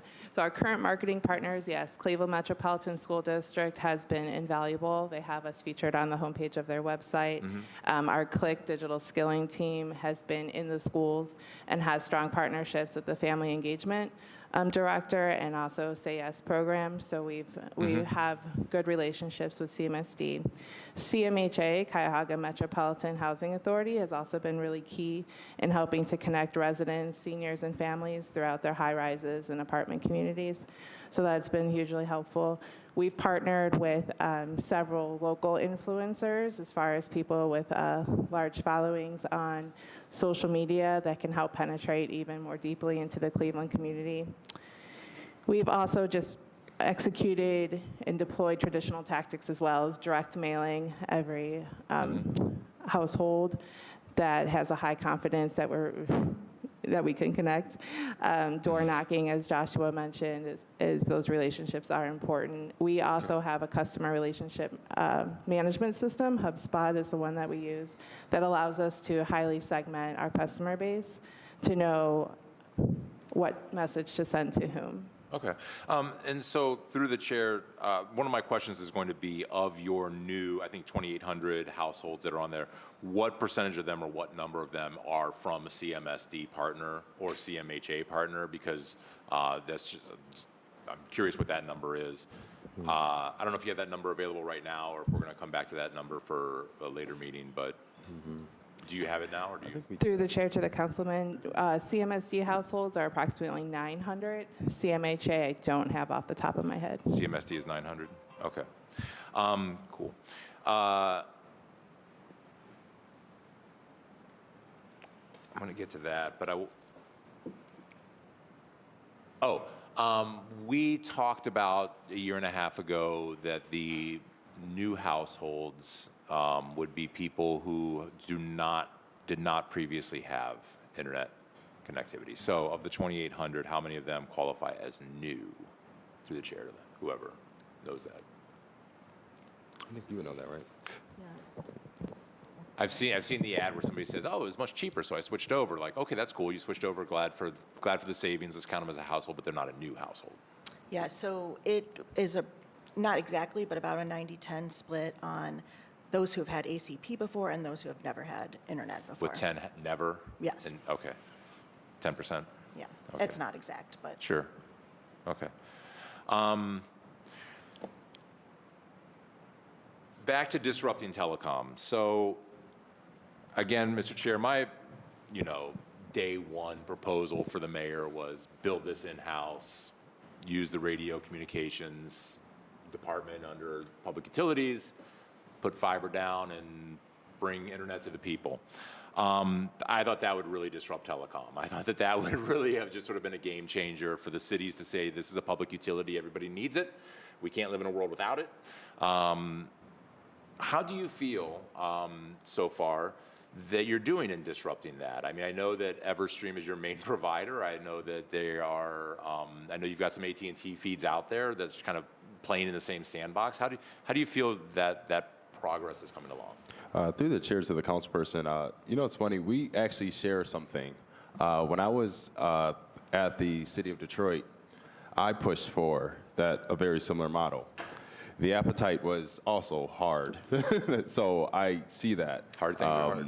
But from a disruption standpoint, I studied models. That's looking at what made the most sense too.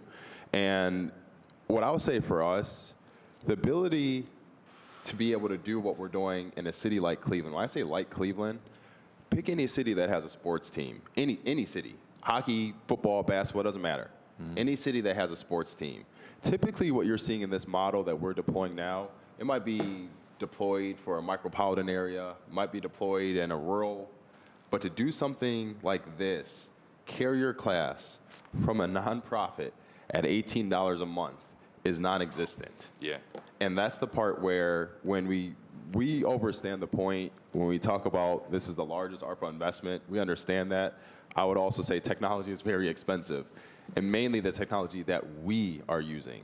This isn't something where we saw that 100 symmetrical. That at $18 a month is unheard of. And so the fact that that is happening, I know that when we say it's like, okay, you guys are saying it, of course. But if anyone would like to do an exercise, I'm not tasking you all, obviously, but if anyone would want to do an exercise and look at any city with a professional sports team and see a network like this, you won't find anything anywhere other than Cleveland. I'm sorry, could you explain why this professional sports team has anything to do with it? Significance. So when you look at population density, that matters here. Networks are built for capacity. The capacity that we're using in building this network, the functions that we're aligning within this, that's unheard of again. So it's like it's one thing to build a network and say, wow, we're getting great speeds in rural who knows where. But to do something in a city like Cleveland with the density we have and the capacity that's in this network and building a smart, redundant network, you don't see that anywhere. And that's where it's like this is the Cleveland model that we are now exporting. That's saying that, no, this is possible. Many people thought about doing something like this before and saying, wow, I wonder what happened if we just got rid of the big guys and we did it ourselves. We've been trying mesh networks for quite a while. and they so, did not work. So many people have wanted to do that, and now turning a corner and seeing this up close, it's like, no, it's real now. Could it be better? Can we continue to improve? It's going to require that.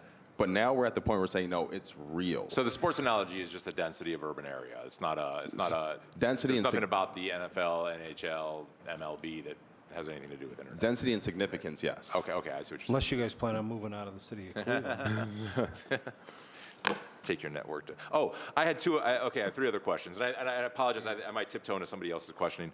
I would also like to know how many customers you have outside of the city of Cleveland, because I know that it's impossible that East Cleveland is not covered, if that is the map, and so Brooke, if we can just flag that, we'll get that number later. I would also like to know. I saw a flyer that says something like free internet for a year. And I thought, well, that's a heck of a marketing, right? If you can get free internet for a year, who says no to that? Through the chair, is anybody signed up on even more discount than 18 a month? Is anybody being signed up on like a free for X amount of time? Through the chair to the councilperson, I believe that free internet for a year was specific from, I believe it was from the Cleveland Clinic Foundation, specifically for the residents of Fairfax. Okay. But no one else has. That's not a current marketing tool? Okay, cool. When was that? It was an older effort. Yeah. Okay. You just have, you just put it on here. Because it's part of your marketing. Like, yeah. Really? Right. Yeah, right there. Right. For 12 months. Yeah. Right. This is closing out. That's old. That's before you guys were even selected. No, that's not. No. This Cleveland Clinic Foundation had money again for Fairfax. Okay. And that is specific for that is what we were doing when we were door knocking. So that's an example of that. So my question then is going to be, of the 2,800, how many of them were signed up on the free for 12 months? Because who says no to that? I would say yes to that, right? Everybody would say yes to that. I just want to know, of the 2,800 that you're going to bring as your new signups, what number of them are on the free for? Okay. I got you. Do you know? Oh, do you? Yeah, through the chairman to the through the chairman to the councilperson, it's about less than 20 right now. Because it's a very newer sales effort. Okay. Yeah. Okay. Last question, and then I promise I'll stop for a while. Through the chair, and this might be actually a question for Mr. Davis. I don't know. The 100-100. We went back and forth on this. It's a little excessive for most people's needs, but it does provide just about anybody's needs. How do we audit that? How do we know that what people are actually getting? Because I don't think I need 100-100. I think I get along in my household with less than that. And when I do a speed test, I'm coming in a little bit under it. But how do we even know? who's auditing that? And I don't know if Mr. Davis maybe knows who, because I think you're in charge of executing the contract, right? So how do we know when they come to us with their claims that, you know, they're being truthful? Through the chair to the council member, this might be a good conversation too for next week about the contract and ensuring that we're getting what we're paying for.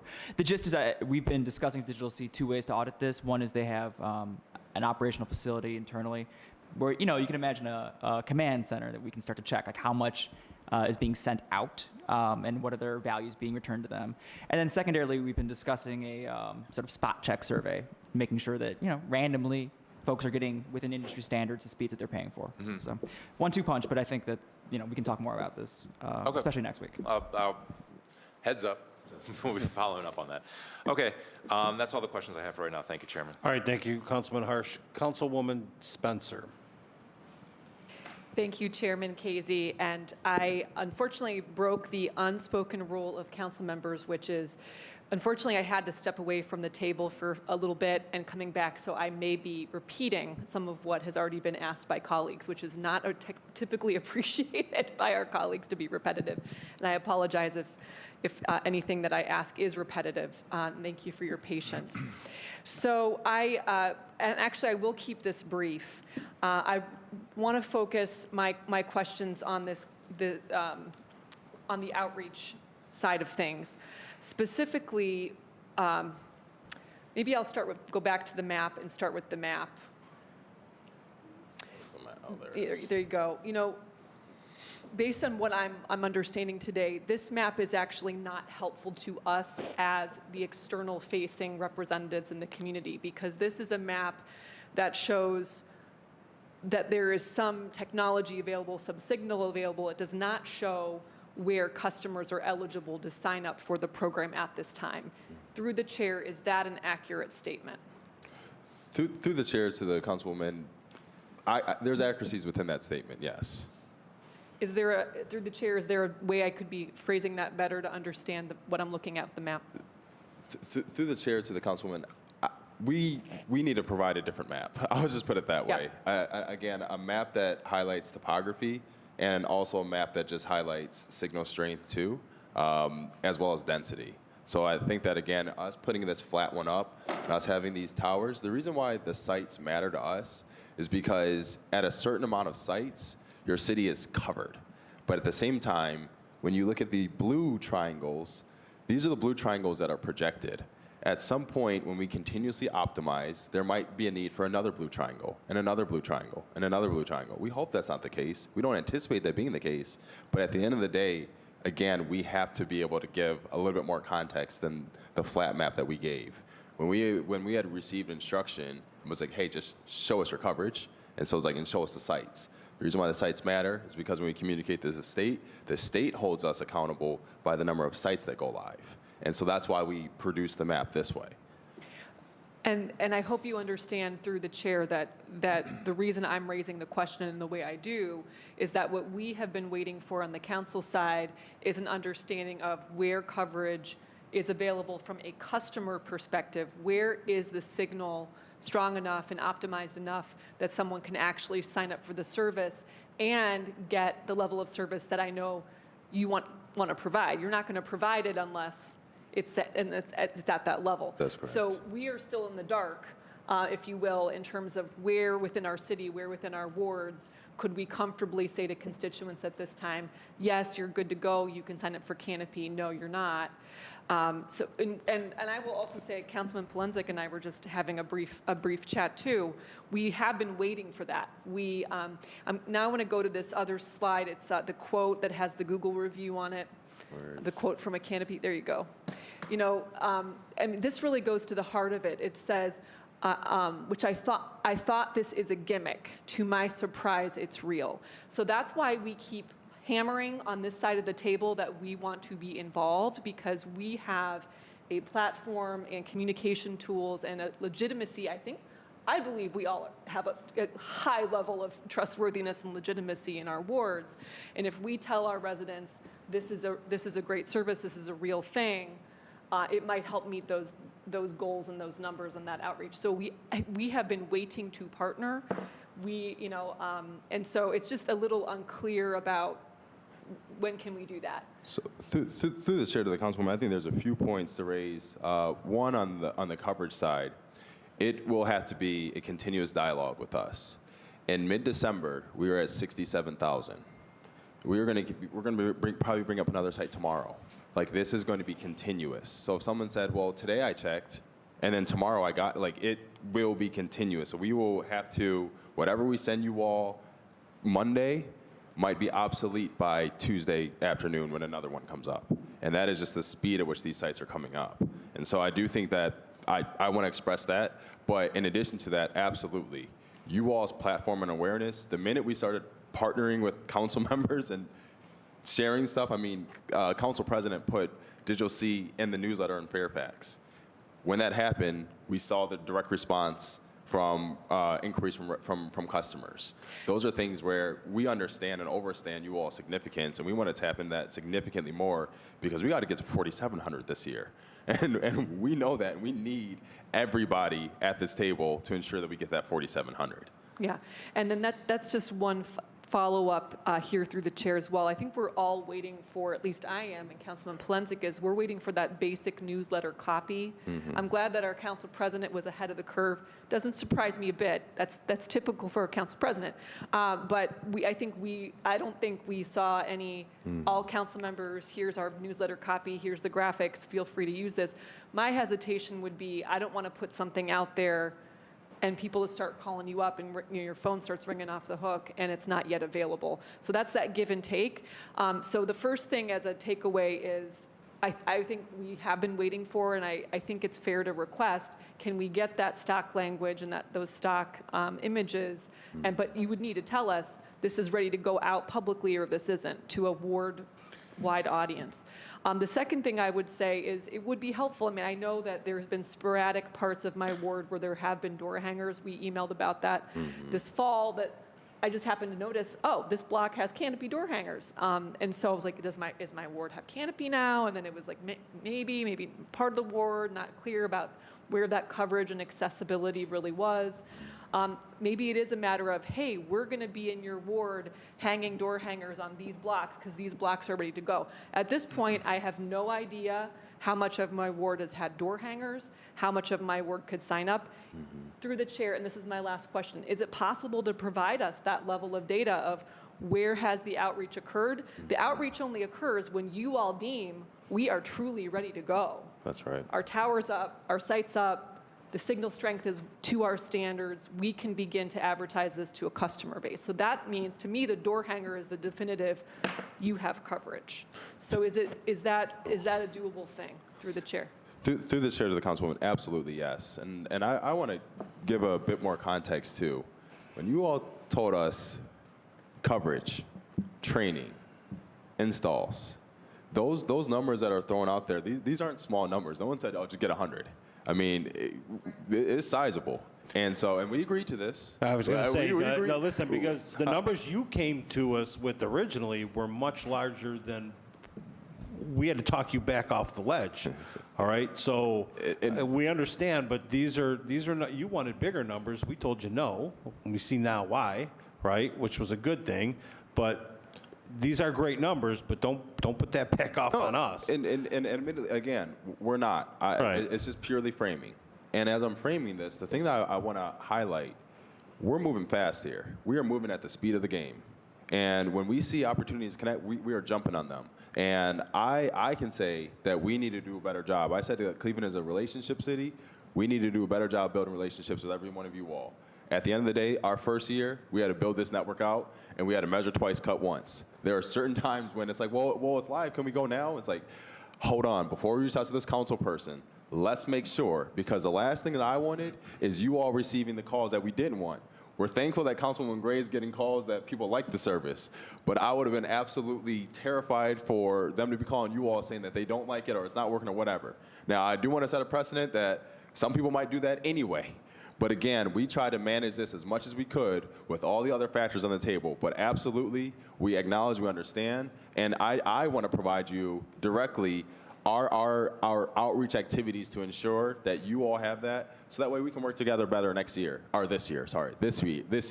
Because again, 4,700. And we did a lot last year, but 4,700. And in order for us to do that, we know we need to be taking full advantage of the relationships that y'all have as well. And Mr. Chair, may I add?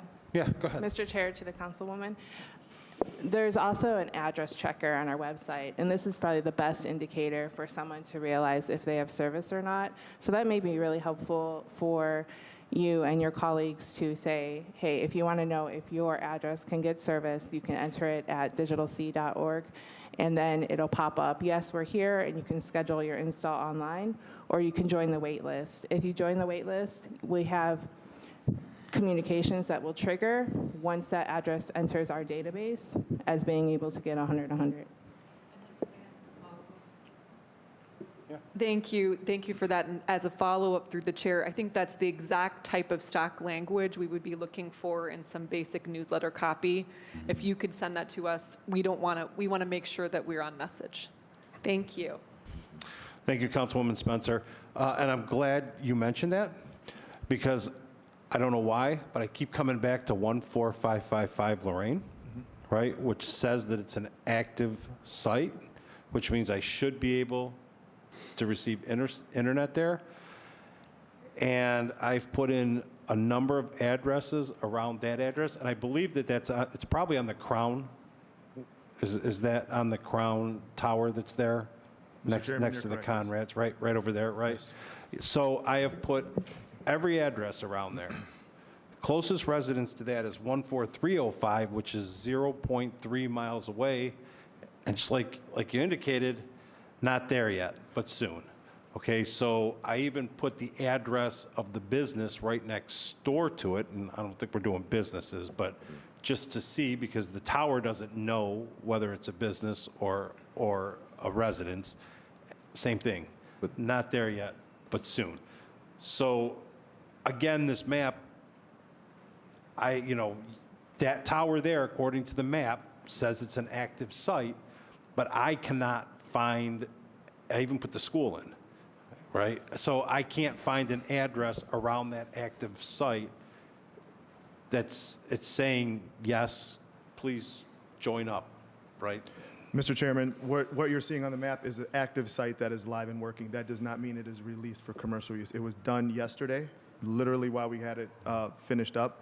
What you're looking at is the difference between when you go to the coverage on digitalc.org and check your coverage as opposed to what we're doing engineering-wise. We're not going to give you a site that's not fully optimized and ready to go.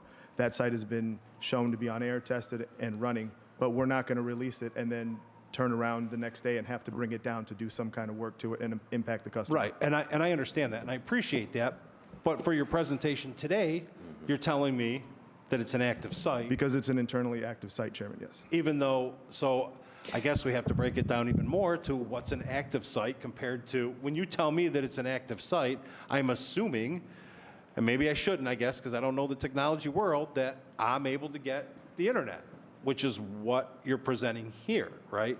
So now we're learning that there's a difference between being an active site and an active site where you can actively utilize and get internet. Mr. Chairman? Right? I mean, am I correct? There's two different active sites now. To be clear, the signal that we're getting from the tower is not a signal you are going to see on any of your devices. The signal from the tower is secure and proprietary between the residential home and the tower. The signal you are going to see on your devices will come from the modem just like any other carrier would do, regardless of the type of backhaul they're bringing in. So to say that you can go into an area and look for that signal as opposed to us having it active and live are two different things. So I think that's where the confusion is. Okay. So that's maybe why we're not seeing that. Again, but you guys are presenting to us, right? So I mean, when you say it's an active site, then we have to be under the assumption that if it's an active site, then you're able to get the internet. So how many of these other triangles that, now I'm believing when I see your map here that every green triangle I'm able to get internet from. Now I'm hearing that's not necessarily the case, correct? I mean, because like you said, something else out there in the cyber world has to happen in order for, so how many of these, okay, let me ask this one. How many of these green triangles are active, running, where people are utilizing them to get the internet? Mr. Chair, can I make one comment? Yeah. I think there's some translation between engineering when things go active in the green tower to when I can sell to a household. Right. And with this recent tower, there's an order of operations. Once Will and his team say, yes, it's a go, then we upload those addresses to our call center and to our website database. And until that order of operations part of it is done, you'll get a no or you'll wait list. So I can't. Right, okay, so now we understand. So for future references, when you present to the council, okay, it does us no good to know that it's there but not being used, right? Because we have no use for that until it becomes live and you can start selling it. So by the time we meet next Thursday, can we update this map to just show us where the active sites are, where people can actually utilize and they can call and they can say, yes, I'm getting it. I see what you're trying. I see what you're trying to do there. But for us, like Councilwoman Spencer said, we want to help promote this and get this out. But like, I had somebody who must be watching, right? And they text me who don't live very far from there saying, I just tried signing up. Good, right? But they can't get it. But they hear me say there's a green triangle there and that it's supposed to be active. So wherever that miscommunication is, where you guys are living in your cyber world and we're not in it, but we're going to try to help you achieve your goals going forward. I don't want to put anything in my newsletter until I know that my complete ward, everybody in my ward can receive it. Right? Because I don't want people to call me saying you lied or, you know, how come so-and-so gets it, but I can't get it. So once my ward is completely covered and you can get it, everybody can get it, then I'm willing to step up and say, let me help socially promote within my ward. But I can't do that if only a quarter of my ward or 10% of my ward or even if 98% of my ward can get it, because the people I'm going to hear from are those 2%ers, right? So to see this and present it like this is a little misconceiving, because I had a resident who put their address in because they're watching this and text me and say, I can't get it. And they're right by that tower. So for next week, if we could just have actual, I got you, Council President, actual towers where we know that people can actually receive, you know, anything. Before I go into my line of questioning, Council President.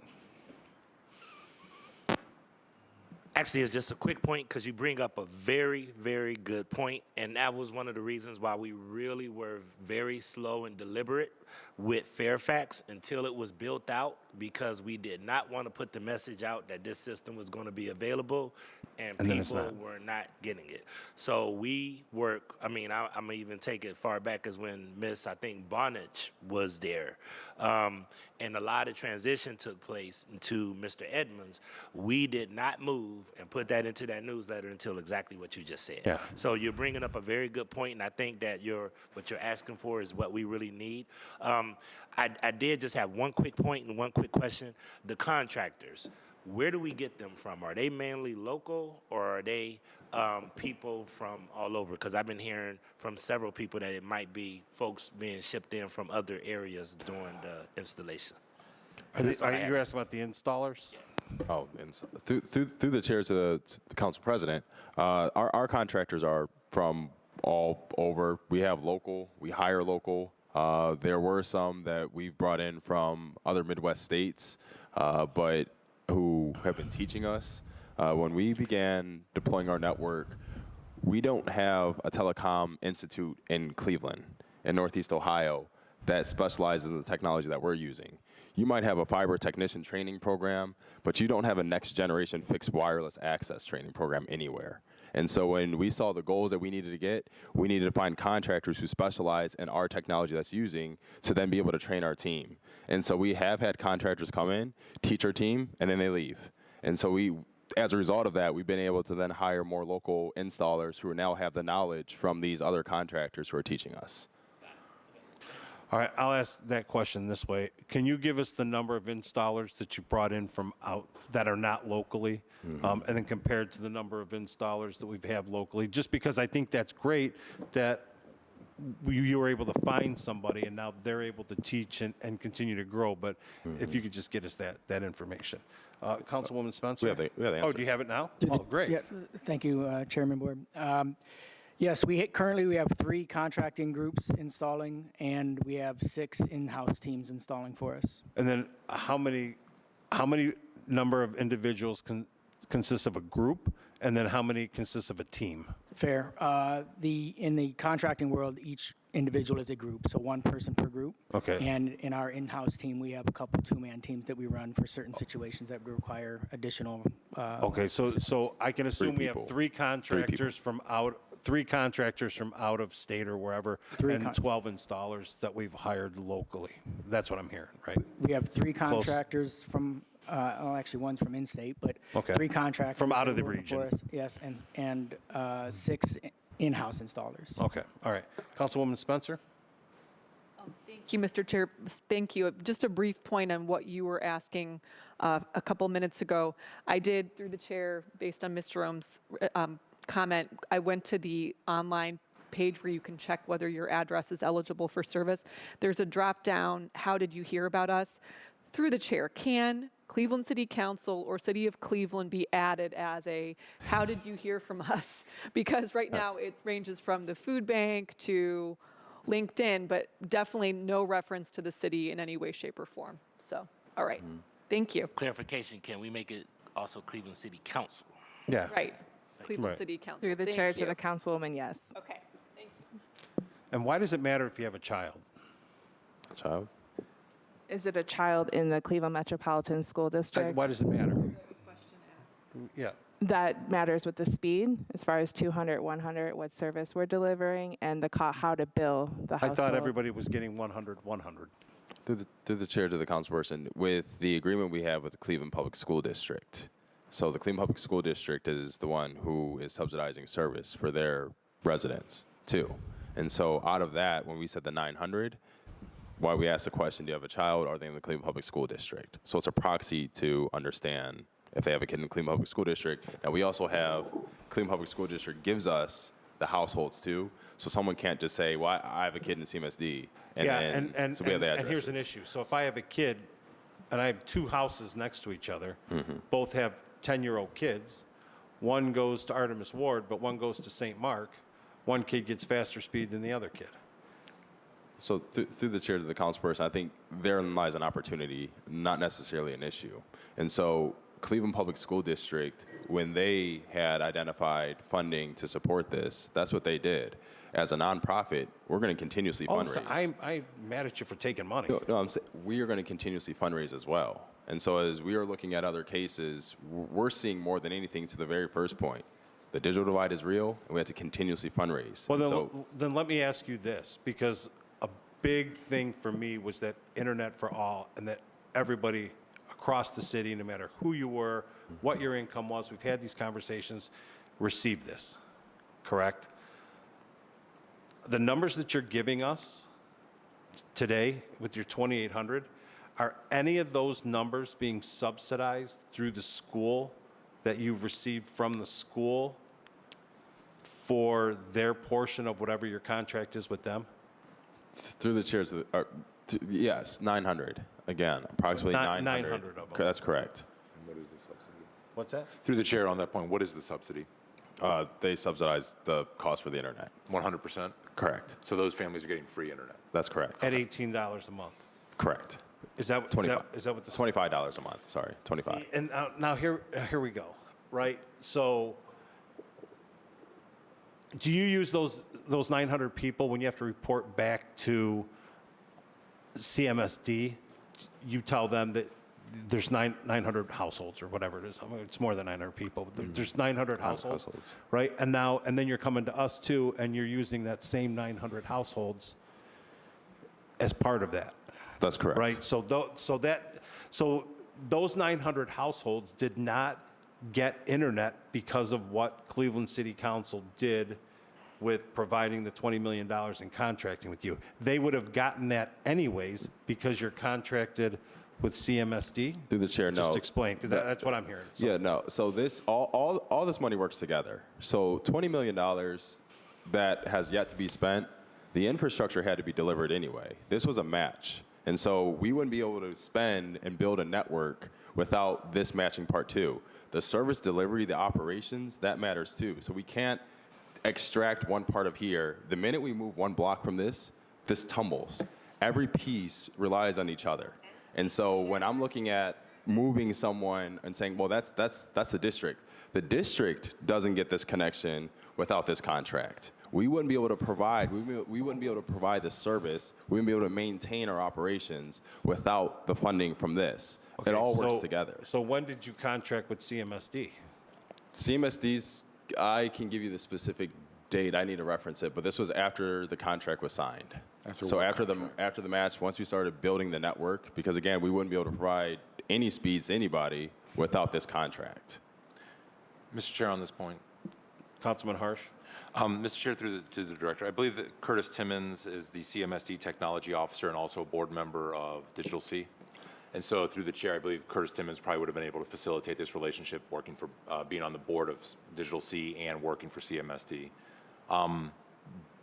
For clarity, that came after we agreed on the contract for the $20 million in ARPA funds.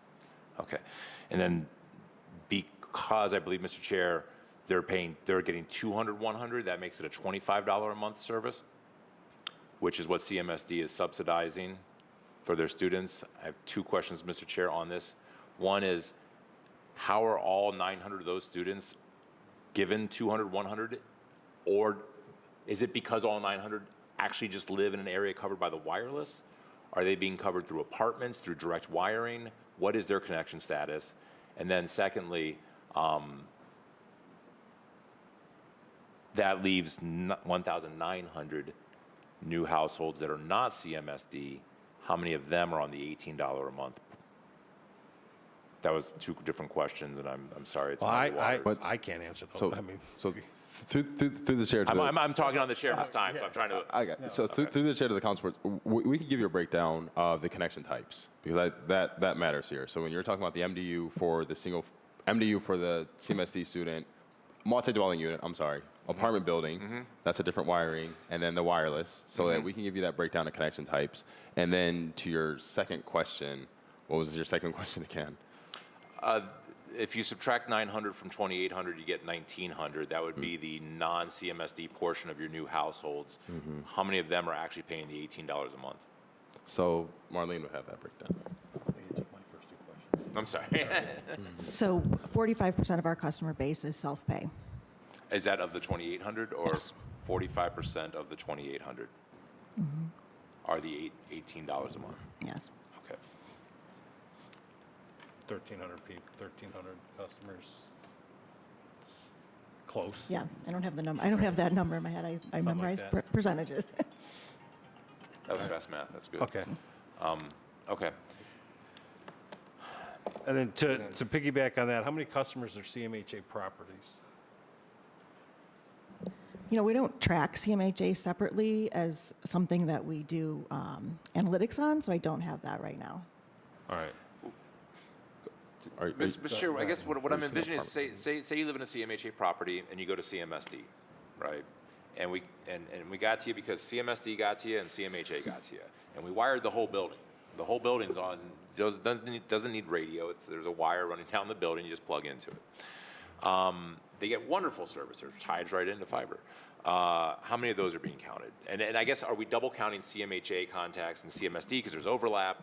Through the chair to the council person, CMHA doesn't have any specific, there's no discount with CMHA.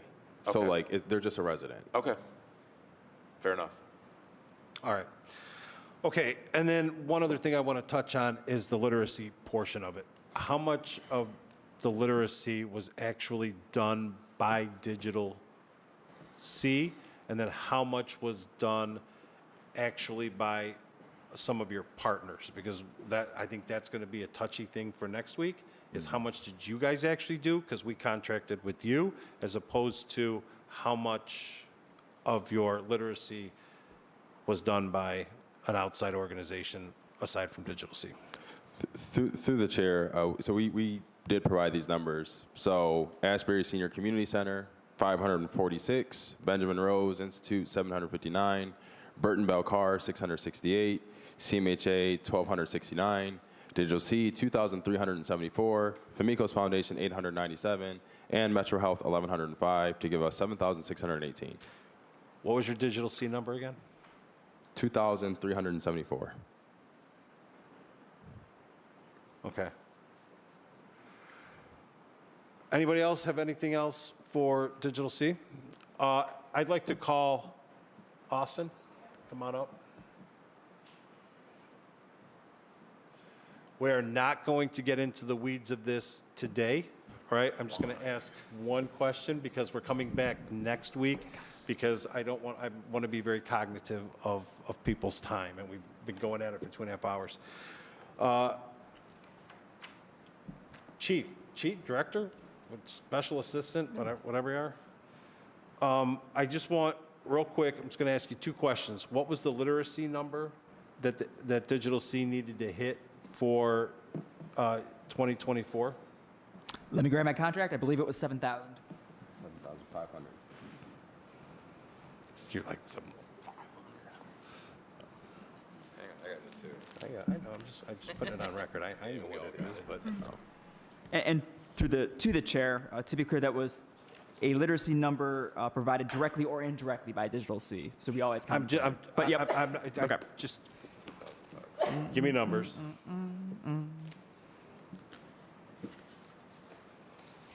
It's a long contract. I apologize.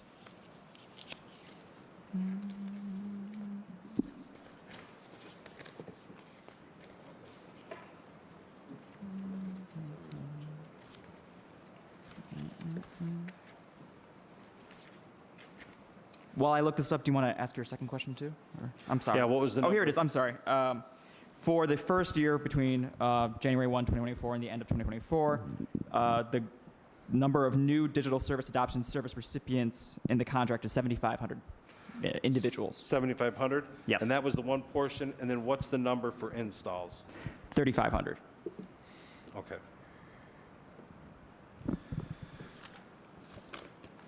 To wrap it up, you were supposed to meet 7,500 in the literacy. You're claiming you met how many? 7,618. 7,618. You're supposed to hit 3,500 in installs. What's your actual number? 2,802. 2,802. 802. 802. Okay, that's going to wrap things up for today. We'll be back next week because this is by legislative authority.